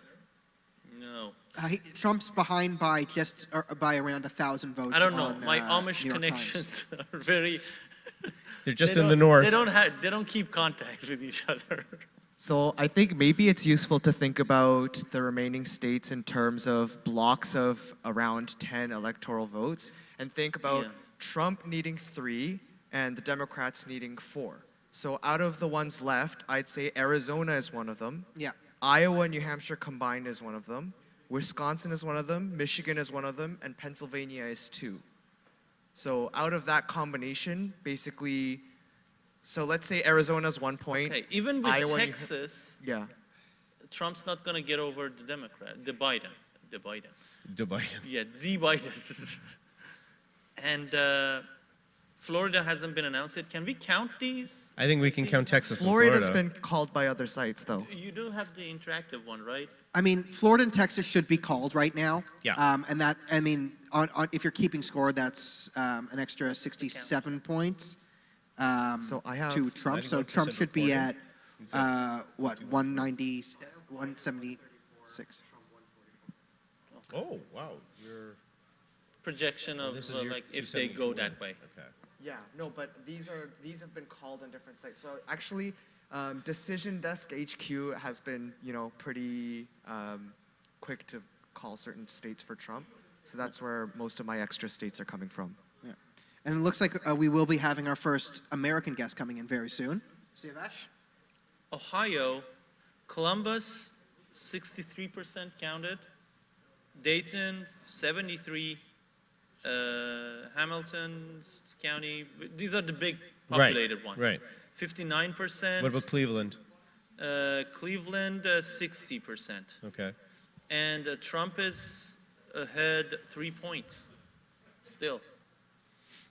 Because there's still people voting for Trump in those cities. It's just less. So, I don't know. Well, you would think that Ohio Okay, would... Detroit has now come in. They were at 3% leaning Trump, which we knew wouldn't happen. It's now 28%, and it's 55% Biden. Yeah, that makes sense. 55%, though, is not a huge number. No, for Detroit, it is so not. It is not a huge number. I mean, I don't know the math, but I mean, looking at the map, it needs to be about 70% for them to get in. So, looks like we are about to bring in our first American guest, Priti Upala. So when she comes on, it'd be nice to finally talk to Priti, as every time we seem to talk, the internet, one of us has a problem. So may the election gods grant. Nope. Turns out again. Yes, election Priti and gods. Daniel, the election gods, like the baseball gods, are vindictive creatures. So at least we can talk about math. Let's go back to Mika's math theory, because I was digging it. So blocks of 10. Yeah. Okay. Scenarios. Let's say all of the calls hold right now. Let's say that Trump wins Georgia, Louisiana, Texas, Ohio, Utah, Idaho, Montana. Let's say Biden wins Minnesota and then the whole West Coast and Nevada. And then what you end up having is Democrats at 230 and Republicans at 240. So to get to 270, Trump would need 30 more and Democrats would need 40 more. And what would be at play is Arizona is about 10. So 1 point for Arizona, 1 point for Iowa and New Hampshire combined, 1 point for Wisconsin, 1 point for Michigan, and 2 points for Pennsylvania. So out of those, basically Trump would need 3. So either so if he wins Pennsylvania and Arizona, that would be enough, or Pennsylvania and Michigan, or Pennsylvania and Wisconsin, or Pennsylvania and New Hampshire and Iowa. Or if he loses Pennsylvania, he could get Wisconsin, Michigan, Arizona, or Wisconsin, Michigan, Iowa, and New Hampshire. These are combinations that Trump could use to get to 270. Biden would basically need 4 of those combinations, counting Pennsylvania as 2 and Iowa and New Hampshire as halves. So the pathway, I mean, you're saying if Trump gets Pennsylvania, then he just needs either one of Michigan or Wisconsin, and it's game over. yeah. So I Unless mean, something shocking happens elsewhere, like for example, Biden wins Georgia or something. yeah, I mean, Biden wins Georgia. I mean, Arizona's 10 points Biden right now. And I'm really hoping my big thing is I hope Arizona doesn't go blue, because then I can make fun of the CBC for the stupid prediction and having to waste an hour of my day. Yeah, but my point is that Trump can easily win a whole number of different ways, even if he loses Arizona, if he loses Wisconsin. I think Trump's going to lose Arizona. Yeah, it doesn't look good. 72% in, it's 10 points. Yeah. If you look at Arizona, Wisconsin, or Michigan, Trump could lose any one of these or even any 2 of these as long as he wins the others and Pennsylvania. Remember, Arizona had a lot of Californians move into Arizona. Oh, yeah. And then there was a movement in Arizona with Jeff Flake, or whatever his name is, who was the getting... big Trump antagonist, number Exactly. So he's trying to get Republicans over. And... McSally? Or... What's his name? The wife of the military guy. It's coming. Having a Biden moment? Yeah, I'm having a Biden moment. This is what happens when you talk about Biden right now. The military guy.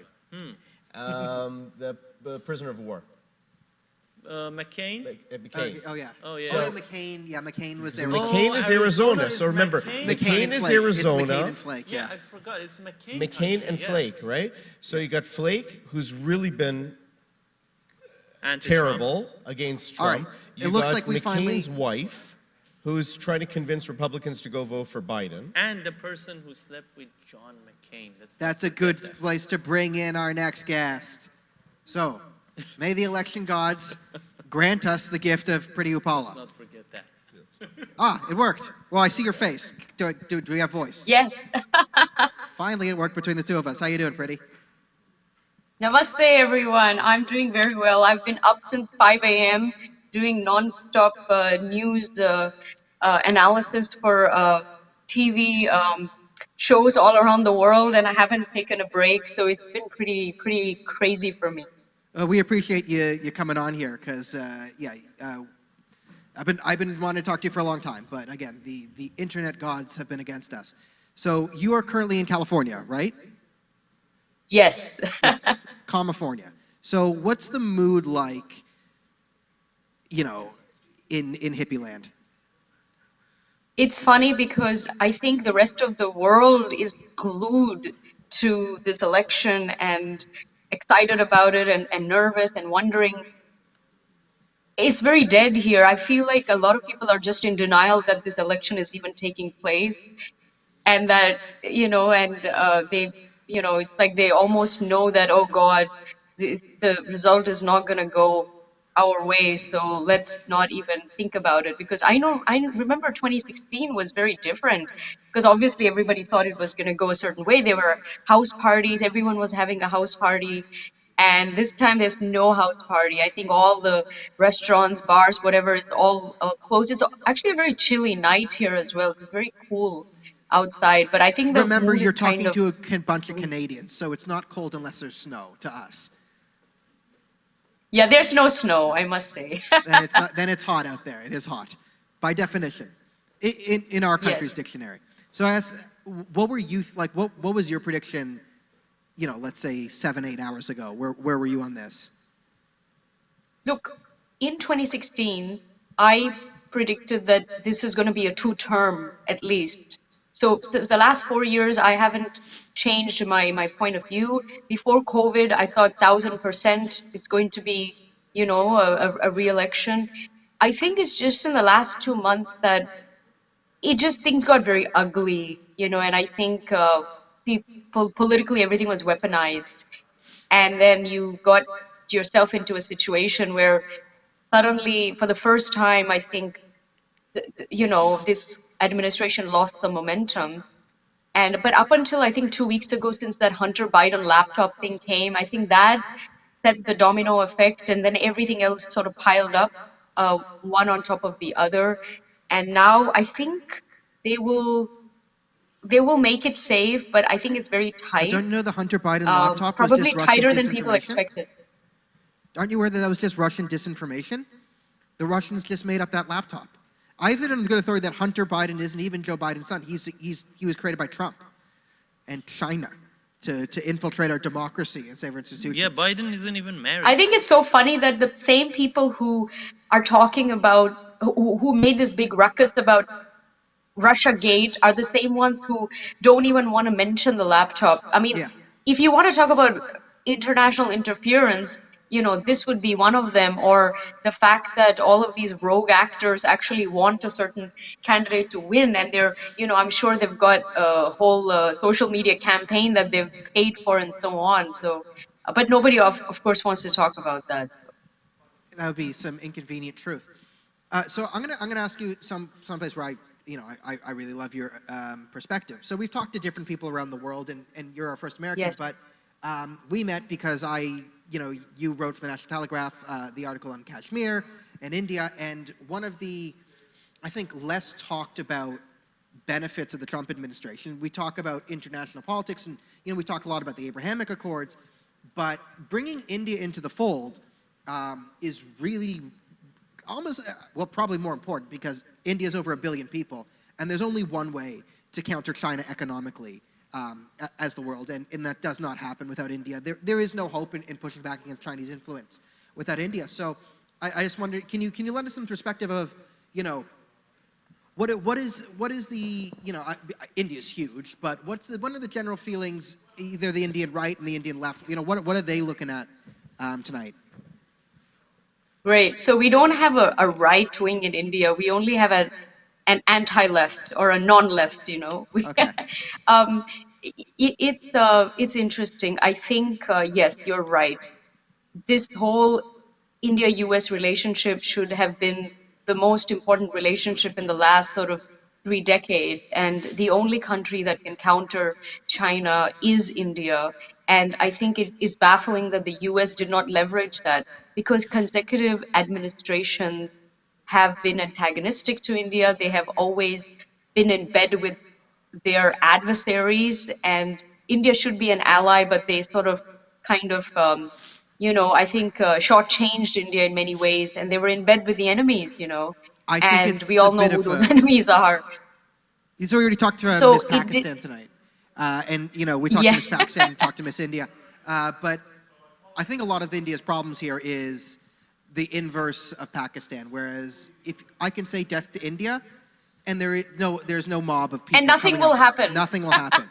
Whereas I could say, it's a bit too hot in Pakistan, mob coming for me. So, politicians are cowards by nature, and the fact that India won't threaten them is probably not played into its benefit historically, whereas Pakistan will threaten like No, a just kitten. recently, this guy Armin Navabi, whatever his name is, Atheist Republic.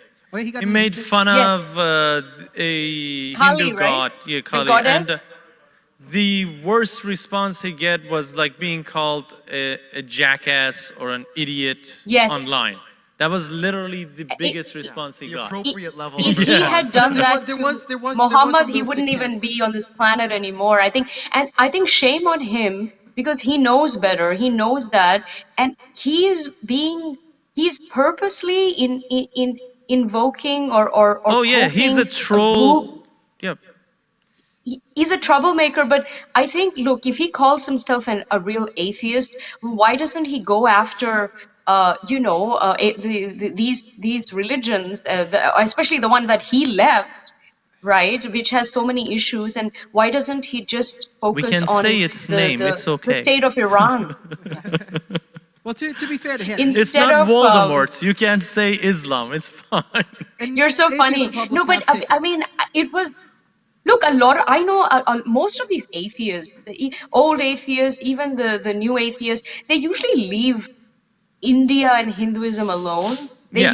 Their focus is usually the three Abrahamic religions, and sometimes they even leave Judaism alone because it doesn't convert it's or too preach. it's too Well, complicated. that's it's so much work exactly- to try and understand it, and like no one will take more than an hour to form an opinion. That's exactly what I Yeah, brought and up. I think because they don't create or preach, it's not like they want to turn the whole world into a Jewish state. In fact, it's the opposite. They don't want that, right? It's a very, yeah, we're So, against convert. There's no advertising. but they We have do. no ad I team. think there's obviously a lot of anti-Semitism is one thing, but I mean, the people to critique it, they'll look at the verses and say, oh, this was violent, or this is denigrating women, or whatever. So they can find all of that, but they usually stay out of all the dharmic faiths, which is good, until these sorts of like secular jihadists and these specifically these ex-Muslims from the subcontinent area. I think underneath everything, they just hate India and they hate Hindus, and I think now they even hate Buddhists and Jains and Honestly, Sikhs, right? I So- think Armin Navabi, or whatever exactly his name is, he was being an idiot, a troll, because he thinks like it's okay to insult everybody's belief. But I actually made this argument. I was like, if somebody's opinion has nothing to do with you, doesn't push it on you, it's not even in your space, why would you insult them? So I think I followed because this. they're a soft target. Because Yeah. he knew that, well, he thought there would be no pushback. I'm actually very happy that there was a lot of pushback. They booted him out of Twitter. Now he's back. I think, yeah, he's back, but he can't do that anymore. So I think it gave him a really bad name, to be honest. He's kind of a joke, and I don't think he's going to be Listen, I agree with around Sia. in a few years' time. I agree with Sia's a point here, but from what I remember the story, is his big motivation was, it looked like the Islamists, because he was drawing Muhammad and going after the Islamists hardest. Then, he got Hindu people cheering him on, and all the Islamists were saying, well, why won't you say this against Hindus? And he said, fine, here's a sexy Hindu, or a goddess. I'll blaspheme against Hindus to sort of prove that he would blaspheme against anyone. Honestly, I think we all put too much stock on people drawing pictures. Hey of man, nothing. no. My point is, Hindus, what they did was online. Yeah. At worst, they said the most religious Yes. ones said he can't do that, The which worst- I disagree with. But they said the worst was online. Yeah. Nobody blew up No. any atheists. Nobody attacked and beat up atheists. That's because in the street. Hinduism is the true peaceful religion. Yeah. So nobody It is. got hurt. It is. And No. it's never gets, how religion, if you call your religion a peaceful one, it's probably not. That's what we're going Yeah. But the worst thing Hindus did was send me petitions to sign. That's what Yes. that was the worst thing that happened. I actually wish they were more hardliner than that, because you have to protect, I think what one thing is going on, I will tell you, is dharma is under assault. And dharma is the truth. It's the universal truth. It's beauty. It's the way. It's the essence, and it's everything that's good, right? And that's that's under assault thanks to so many adharmic elements out there, and this guy is one example of that. But you get it from all sorts. All right, You get so it we're going to politically. move You back get it. onto the election here because Yes, Pennsylvania. I know it. Religion and politics are I- so closely I love intertwined. but we have to tell the homies Pennsylvania, Donald Trump by 7% now, Yep. and Ohio 52.4 Trump, 46.2 Biden. So So the thing with- Pennsylvania, Ohio. The and thing then with Wisconsin. Pennsylvania, though, is that apparently they've stopped counting the mail-in ballots, and they have more than 200,000 left to pick up on starting tomorrow. My goodness. So it looks very strongly likely that we won't get a final we won't get any even provisional result for Pennsylvania tonight. Okay, what about Michigan? Look at Michigan's numbers. 36% reporting, 55.4 Trump, 42.9 Biden. Yeah, and then let me check that on the New York Times. Yeah. Ohio, Trump is now 5% up. Yep, 5% Yep, now in the New correct. York Times. All right, so that's crisis averted in Ohio. I mean, I think this is fascinating. It goes to show the mainstream media. I can get them not calling Florida, but why isn't Texas called yet? Yeah, 100%. Like at this point, Yeah, they got Florida, 94% counted. Trump is up 400,000. And they haven't called it. 4% over, and they still don't announce it. It's quite remarkable. Okay, now Donald Trump is up decently in North Carolina. Oh boy, there's going to be a huge jump now. Florida is going to come to with Texas, with Georgia, with North Carolina. All of them are going to be announced together. That's over like 70 electoral votes. All right, so I'm going to get back to, we were going into international politics. Do you think Trump has changed Indian politics at all? I mean, Modi, of course, changed Indian politics. But what is the Trump effect in Southeast Asia? Well, I think in 2016 he won because they did a lot of pujas for him, and I think he's going to win in 2020 again because, again, more pujas, right? No, he really did. I think 8 years of Obama, although Obama was a big fan of Modi, and I mean, obviously there was, I mean, he grew up with Indian friends and so on, but I think his foreign policy vis-a-vis India was not really fair, and he just didn't. I think it was very blasé, wasn't he? Could have really, he could have made it hot and really made it mutually beneficial for both countries and strengthened that relationship. He didn't do that. George W. Bush Jr. actually before him did. So people don't realize that the most pro-India U.S. president in history is actually George W. Bush Jr. Not even Trump, which is interesting. People, you wouldn't think of him, but he is for so many reasons, because he was very faithful that he was, his second term, I think, was very important for India. No, this relationship has blossomed. Obviously, they have a chemistry, Modi and Trump, that only helps us. But I think moving forward, because geopolitics is really my area, and so when I'm looking at this election, I'm not looking at US politics only or domestic, how does this affect Americans? I'm looking at how this will affect the world at large. And it will, in a huge way, and especially their allies, and especially all the liberal democracies in the world. So my prediction has always been, in the next sort of half a century or several decades, the India-US alliance is going to be the most important strategic alliance between any two countries. Agreed. And post-COVID,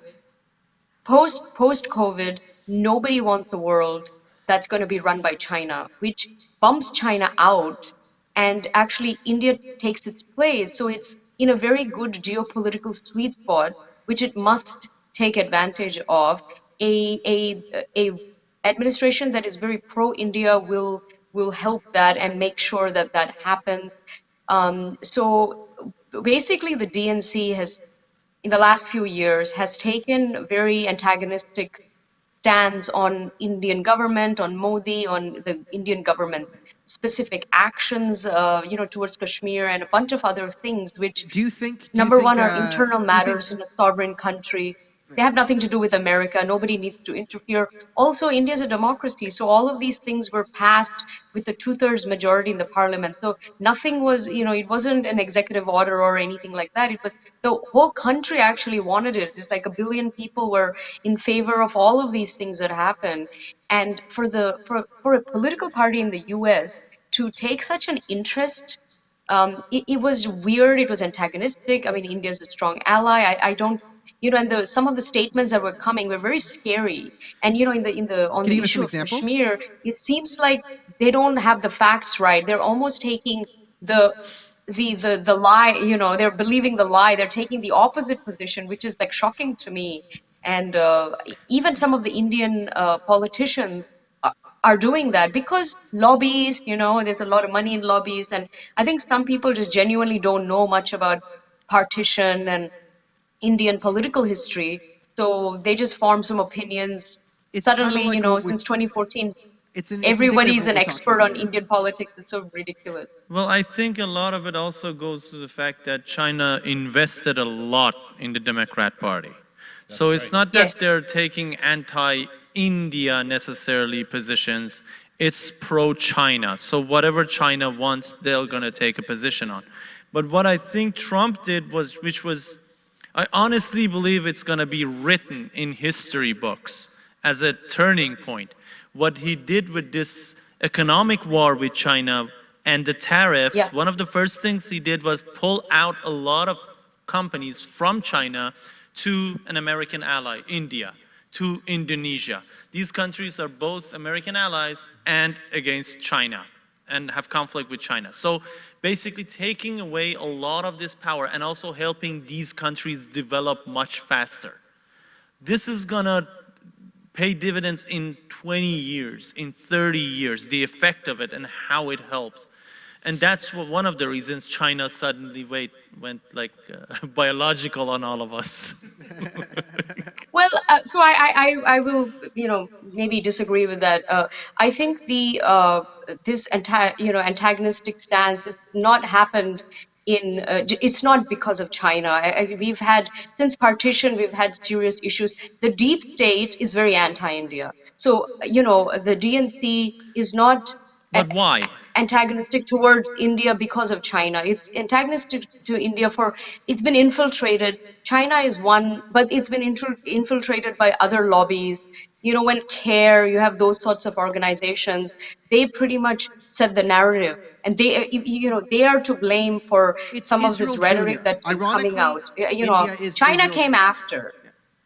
I mean, ironically, with India being 1 billion people and Israel being like 8 million people, India's kind of like Israel Jr. in this sort of geopolitical framework where we had a deja vu, our first guest, Lauren Isaacs from Israel, talking about the peace accords, but I think there's a lot of similarities here. Yeah, but China hasn't started investing against India like in the past 4 years. It's been investing in politicians and other people in the past 40 years. They went to war with India several times. So before... that's what I'm saying. This is not a new thing. CARE or anybody, China has been investing against... I think there's a simpler answer also to So the deep state is way before CARE. I mean, this is, to be honest, this stuff has been happening even pre-partition. I think that's where people don't realize this is, this. And, when people want to blame Western imperialism for what's happening, say, in Pakistan or Afghanistan, that's complete bogus. Because that doesn't take into account the situation even before partition. Like, trust me, the seeds were there, they were sown, the venom was there, everything was ready to be used. And then, deep state used that, and then now you have all sorts of bad faith actors using it. I would never blame the British or the US for what's going on. Like, how do you explain Pakistan? I blame Pakistan. I blame religion, actually, because it's the only country in the world that was built on religious, doctrine. And look how that turned out, right? I have a lot to say about Pakistan and its foundation, but I'm not gonna because I don't need any they're not very open to... But what's missing in all of this is that if you look at global geopolitics as a conflict between like nationalist and globalist forces right now, it's the DNC is more aligning with the globalist forces, and that I think is like the big driving factor and of why India has now pushed for nationalism, strong nationalism. I think that's the piece that's missing from this puzzle we're putting together. You can see the trend globally is a move away from populism, a move away from globalism to populism and to nationalism. So all the left governments are being booted out globally. I think only New Zealand is one example, maybe Germany too. But everything else is right, especially the important countries that matter, right? Yeah. So it's Canada's all right. not important, That's obviously. why if America gets a left one, it's going to be a misfit. Boy. Yeah, it won't get along with its allies, which are now very right, By the way, Pennsylvania, Trump's now up 9 points. No, the reality is India for most of its history, it just had socialist governments. That's the one problem. after another, after And another. corruption. Welfare state. For 50 years or something like that, yeah. Welfare state, corruption, family rule. And then in the 90s, they started to open the country a little bit, liberal 1991. policies. Yeah, Yeah, 1991 was the year that and their economic changed. growth shot from like 2%, which is weird for an underdeveloped country, to suddenly like 8%, 9%. And yeah, but you're forgetting the fact that for 4,000 years between India and China, they were the two richest countries in the world. So you want to use those words carefully, because trust I'm me, talking about the modern times. Iran used to own half the world, but what are we now? You can't forget history. You can't forget history. I'm from Iran. Persian Empire was the biggest until after Roman Empire. But hey, what are we now? So yeah, but you guys succumbed to that. I mean, thank God we didn't. I mean, we conquered you too, by the way, twice. No, you didn't. Because, yes, we did. Anyway, you don't. No, you didn't. And anyway, yes. where are you now? I mean, you didn't. We massacred Delhi for like Delhi. There's 3 days your of this murder. civilization got wiped out in about less than 3 decades. So it didn't hold on, which is a shame. And so did all the other, like Babylon, Mesopotamia, all of those. I think that's the big threat here. Our civilization, yeah, sure. But the height of a civilization can't be measured by how quickly it fell. Usually, the civilizations that reach the highest heights I think you're really missing the point here of what I'm saying. But thank God that we, even after 1,000 years of occupation, colonization, invasions, we stand tall. We are 85% indigenous. So that's. Look, the world is a better place today because India is what it is. No, I agree. I mean, I've been saying on my show for years now that if the world, like, you need an international coalition of countries that don't suck. Hey man, I'm a fan of India. I hope India succeeds. And India's like the most necessary. Well, it already. I mean, I don't know what your idea of success is. I think in many ways it sort of. You have to understand that you've got to look at the 6,000-year-old history and see, in 70 years after being looted dry, I think it's done very, very well. So you have to look at the whole thing. By succeed, I mean overpowering China.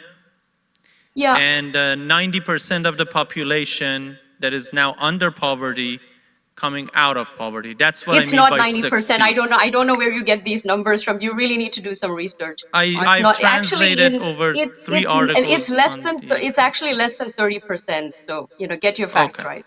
But anyway, I think we're arguing between poverty China and is going abject to poverty. implode. One of the hopes that the whole world can have is. It's not about having a war, because that's not a war that anybody wants to have, and probably it's not a war that too many people can win either. This is a nuked country, nuclear armed country, but they are having internal issues of their own, and the analysts have been predicting for a while of their own implosion. So that's also something, and they talk about their sort of age of. They've had a century of humiliation, of course, but they have more coming because they got problems that we don't have, and they know that, So that's why they've been so aggressive in the last 10 years or 20 years, I think, because they know that their window is very, very short to, global dominance, destroy the other contenders, and make sure that they stand. Stay in that position for as long as they can, because they don't have all the time in the world. Their demography doesn't support actually this expansion. That's their big conundrum. We have the opposite problem. We have the demography can absolutely stand it. So with time it'll all work out in the end. But with them they don't have that. They don't have the luxury of a young population, and they also don't have a luxury of having a large labor force, and when they get old, because of their birth, the birth control, the one-child policy, it's good for the short term, but 100 years from now, it's not going to be looking that good. And then they know that. Yeah, and I think that's good, pretty good. So we're near the end of our stream, and I really appreciate you coming on, Pretty. Do you have any final words, closing thoughts? Who you vote, who you're cheering for? Anything you want to let the people know?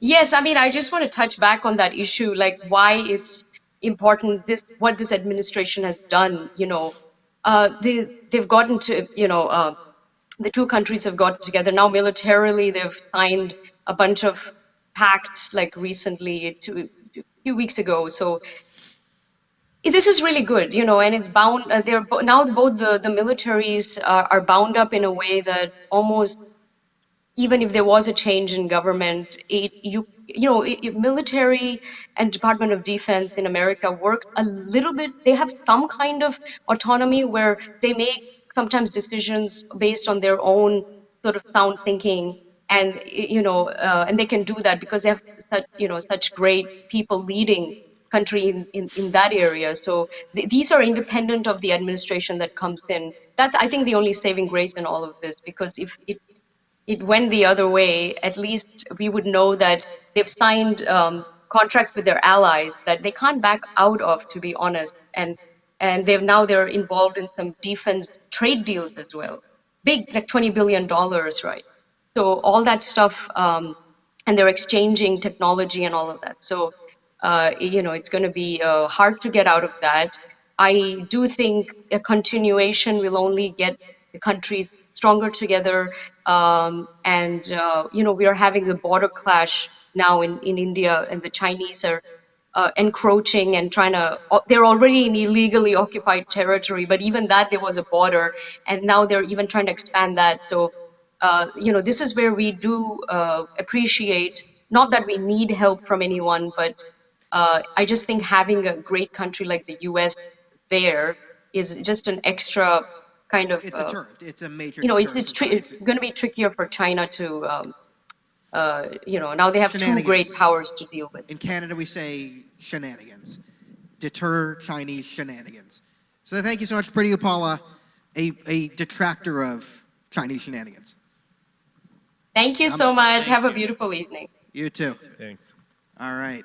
Thank you, Pretty. Okay, so we're let me know at the when I can. We're in the home stretch. Yeah, I think Mika has some new points, some news to report. Just for our audience. Just for audience, in the past 10 years, India has brought 270 million people out of poverty and now stands at the rate of 68% only poverty. Okay? So I was absolutely correct. I said my data is 10 years old, almost a decade old. It was 90%. And with 270 million lifted, it's now standing at 70%. And a country where the prime minister is basically one of his main election promises is building toilets, we can't say it has already succeeded. And we can't get offended when somebody says, I hope it succeeds. I'm sorry. Do we not love the geopolitical fight between India and Iran right here? Like, just boil it down. And the fact that promoting silencing of people on social media, I also don't endorse that. Your religion is special to you. Other people have the right to make fun of it. They could be rude. They could be jerks. Okay. But censorship, you're not God, you're not a dictator. We got 10 minutes before Thank you very much. Okay, hold on. Mika has some news I think he'd like to report. We're doing election news because we got to get out of here at 11. Okay, so the two things that, if you're watching at home, you should be looking at right now is look at the exchange rate between the US dollar and the Chinese yuan over the last 3-4 hours. Absolutely wild. Look at the stock market, specifically like the NASDAQ futures. Absolutely wild over the last 2 hours. No. Up, I down? can show you Wild a graph, as in it's the US up. dollar up? The stock market is going crazy up. NASDAQ up, futures. Chinese renminbi down. You're down. And according to exit polls, Trump actually did better this time than last time with every single race except white people. I told you. It makes so much sense. Makes so much sense. And that's only white women. But Mika, it is white. Yeah, it is very much white women. Mika, talk about Pennsylvania and not counting some of the votes until tomorrow. Oh yeah, there's hundreds of thousands of votes that won't even be counted to tomorrow. Over there. Yeah. Oh, another thing, like a fun tidbit, a friend of mine who's been sending me a lot of these tidbits sent to me. If you compare searches for porn and searches for election, every single state, there's more searches for election, except Mississippi. And on that note, I'll hand it back over to you. That was a good one. There you go. That's a good fact. Hey man, Mississippi, they know what's going to happen in their state. They don't really care. Yeah. If Biden wins, they'll just secede. We voted. Now let's have some fun. Yeah. So I'm going to go into Michigan here. It's Trump still up by more than 10 points. However, Detroit, Wayne County, has not moved off its 28% since the last time we checked. So there's still... Yeah, I have it Detroit, at 28%. But it's only 37% totally reported, so it's not way, way, way behind. So we'll see. It's not over by any stretch, but Trump has other northern counties, there a lot of them are just like 4%, 3%, 5% too. Like a lot of Detroit has, like Michigan. Yeah, I mean, almost 40% has been declared. So yeah. Okay, let's look at Ohio. Ohio's very good for Trump. What's happening with Ohio? 88% reporting. Don't embarrass me, Ohio. Almost 53% Trump, 46 Biden. Ooh, boy. Yeah. 7% almost. Yeah. How have they not called Georgia for Trump yet? Yeah, seriously. Like every single one is coming true, bro. Yeah. I was really worried, but they are coming true. And North Carolina, I think we can call for Trump because look, 92% reporting, and it's a 1.2% higher for Trump. And it's North Carolina. And it's North Carolina. To be fair, the reason I'm very pessimistic, even though I predicted that number and all that, is that I have never been democratically basically satisfied. I didn't grow up in a democratic country. The one time that we actually voted didn't count. It's only in democracies do they teach people about how to use a microphone. I arrived in Canada, and 2 years later, Justin Trudeau was elected. So it's never been happy for me, any democratic election. So this is so far very hopeful. Yeah, my final prediction is 28 states for Trump. So so my scenario here that has Pennsylvania being like the ultimate kingmaker, I have Wisconsin, Michigan, Ohio, Georgia, Louisiana, Texas, Montana, Idaho for Trump. While Pretty was on, Utah was called for Trump and New Hampshire was called for Biden. Mm-hmm. And I have Minnesota, Iowa, Washington, Oregon, California, Nevada, Arizona all going for Biden, which leaves Democrats at 250 and Republicans at 268, which means Pennsylvania is ultimately the decider. So that looks like the likely outcome to me at this point. But that is really sad. Yeah. The fact that everything they did still worked. All that media did, it would be mind-blowing if Biden would have won. Right. If Biden wins, it would be just mentally crazy. But everything that media did to cover up for Democrats and Biden, in all of these still states hasn't worked. Well, think about how society hasn't adapted. All of these states that are working still. I disagree. The way the media has played it, it is shocking that Biden doesn't sweep this, because that's what they made everyone to believe. The media completely covered for Biden. The social media was banning anything that was against Biden. Okay? You're looking at the positive side of it. I'm looking at the negative side. I'm looking at the side that the globalists have tried everything, throwing COVID at us, throwing everything at us to destroy us, close our economy, destroy Trump's economy, and they still can't get everyone I like your version better. Stay home and get all your information from Facebook and Twitter. Right. And by the way, Facebook and Twitter is shutting down anything pro-Trump. Empty half, and I'm like, I thought we are basically everybody found out what the media and unfortunately, are doing. no. People are. Look at Canada. I'd say 80% of the people are still asleep. Oh boy. Canada That's is... a very optimistic number, 80%. Yeah, that's really, like, you're being really You definitely nice. didn't pull that sample from But- Young Dundas Square. But yeah, Are I you like... kidding? No, forget it. But I totally like Toronto his Center. version better. That they did throw everything at him and still didn't work. So I mean, without COVID, Without COVID, it would be an there's no- embarrassment. without COVID, this would have been a straight across Republican win. 49 state Yeah, type of 100% Trump win. 100%. 102%. 102%. No, you needed Two, COVID. three- You needed COVID and the big tech. You basically needed both happening in order for this this result Yeah. to occur. Like this guy came on Carlson the other night and literally said Google sways 10 to 15 million people in Yeah. an election. Yeah. I have tried it. Everybody has tried it. You search something like, hey, Biden gaffes. Yeah. Or one of his aides says, yeah, we should kill all these people, for example. Yeah. And you go search it on Google. You can't find it. And the first 10 results are stuff that Trump's people have Correct. said. And then you forget, and you're like, what did that guy say? Yeah. Oh, let me look at this. Yeah. And then What? you get- What yeah. happened? Yeah. And they completely wipe it out. Yeah, that's happened to me so many times where you're looking for something specific and it's just gone off the page, basically.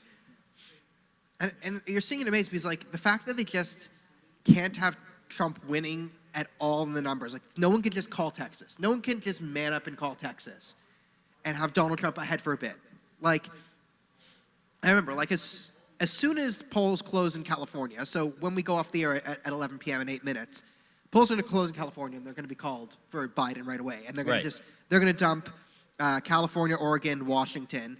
So that's, another, 70-something points right onto Biden just to create all this enthusiasm. But it makes people dumber because I was telling you about, like, in 2016 when I saw, oh, Trump won. He's up 16 in Ohio, and they haven't called it. Yeah. But everyone watching was like, Hillary's winning, Hillary's that was winning, it. Hillary's That was winning. it. Because right now, if you're looking at all the mainstream media, Biden's winning, 131 Biden, 108 Trump. 82%. Trump is up 7%. Yeah, But Trump's all- up 7% all the in right- Ohio. At But 82%, Daniel, yeah. all the right-wing media has been calling it. They said, do not fall for the media's story and narrative. Expect that they're going to show that Biden is ahead. Biden is not going to concede. The states are going to flip-flop back and forth. So don't be surprised by it. No, I'm not surprised by it. I'm just more pointing out how pathological it is because I think it's an interesting story here. How Texas at what 83%. It's Texas. Trump's now up by almost 500,000 votes. Someone should call it Exactly. Georgia. Okay, come on. Like we Exactly. can't call Georgia. Florida, 94%, yeah. Florida's- 400,000 more. And look, Georgia, 62% of reporting, and Trump is ahead by, what is it? 400,000. 12 points. Yeah.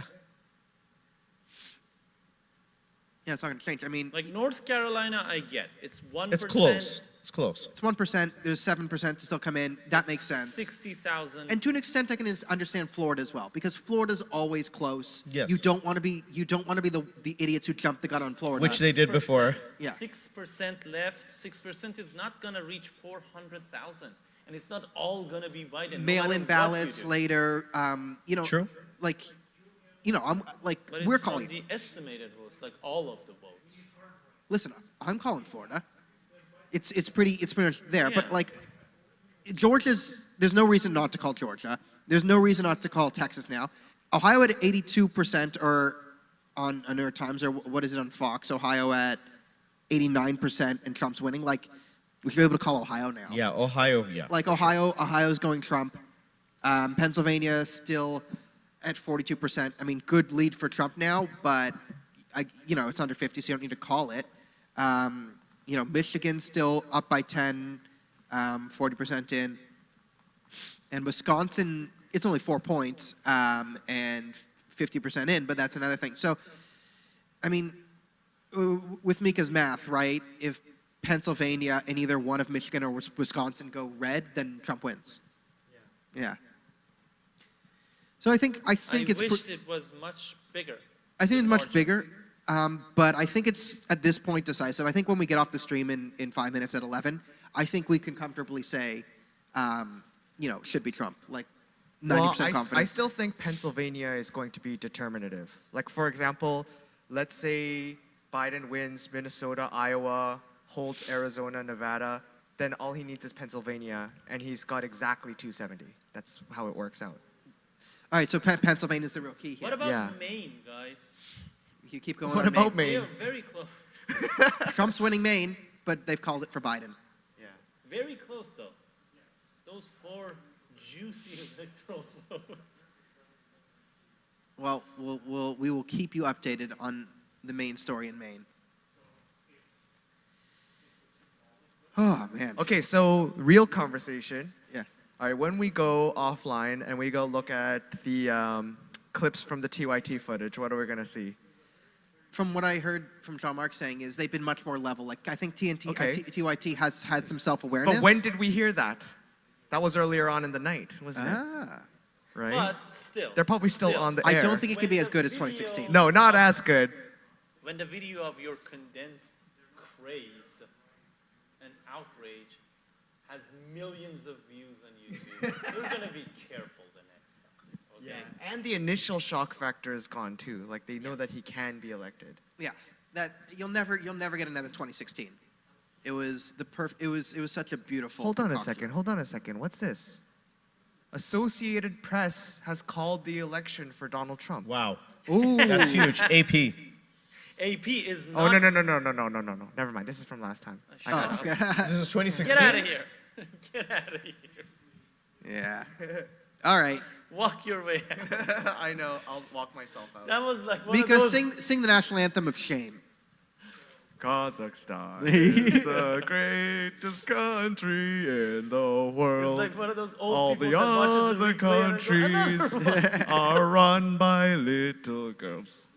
Yeah. By the way, Mika claims to be anti-globalist, but he knows the anthem to every country in the globe. Explain that Literally. one. Maybe I'm just nationalist for every nation, huh? Something Ah. interesting. Minnesota, there's like 18-point difference, okay? Yeah. But it's mostly coming from, Minneapolis? yeah, Minneapolis is 94% reported. 300,000 more than Trump. But the rest of them haven't been counted, and I'm assuming the rural ones are all going to be Trump, mostly. Yeah. Can they get? What state are you talking Minnesota. about? Minnesota. I mean, they're very low population. No, it doesn't. you know, it's. I don't think so. I mean, Duluth is also only 18% reported. I think that's like, you know. Yeah. So I think Minnesota. Minnesota is going to go to Biden. Yeah, Minnesota's going to go to Biden. That's really sad. Ilhan Omar. All right. So we're going to do final thoughts. Anyone have anything final to say? Yes. Yeah, Pennsylvania is a Democrat-controlled state. That is a big concern. That is a concern. I think voter fraud plays a huge role in this election. All the states with Democrat governors, you can be sure there's going to be massive fraud. I know this is supposed to be final thoughts, but think about this. Those Amish might actually have made the difference. Yes. The Amish. So thank you to everyone who watched, especially our Amish viewers. You are the real MVP. Thanks again to GoliveTV for helping us. Thanks to the English who are telling the Amish about Thanks us. to the English who are telling the Amish. Thanks to everyone who likes, subscribe, click the button. You know what to do. Click every button on your computer. And thank you so much for being here. Shinkui.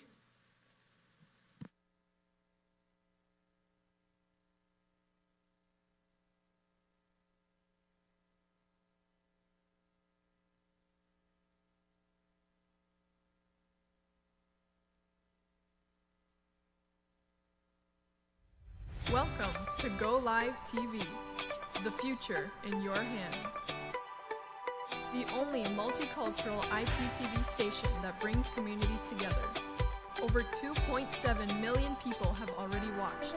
GoliveTV, anytime, anywhere.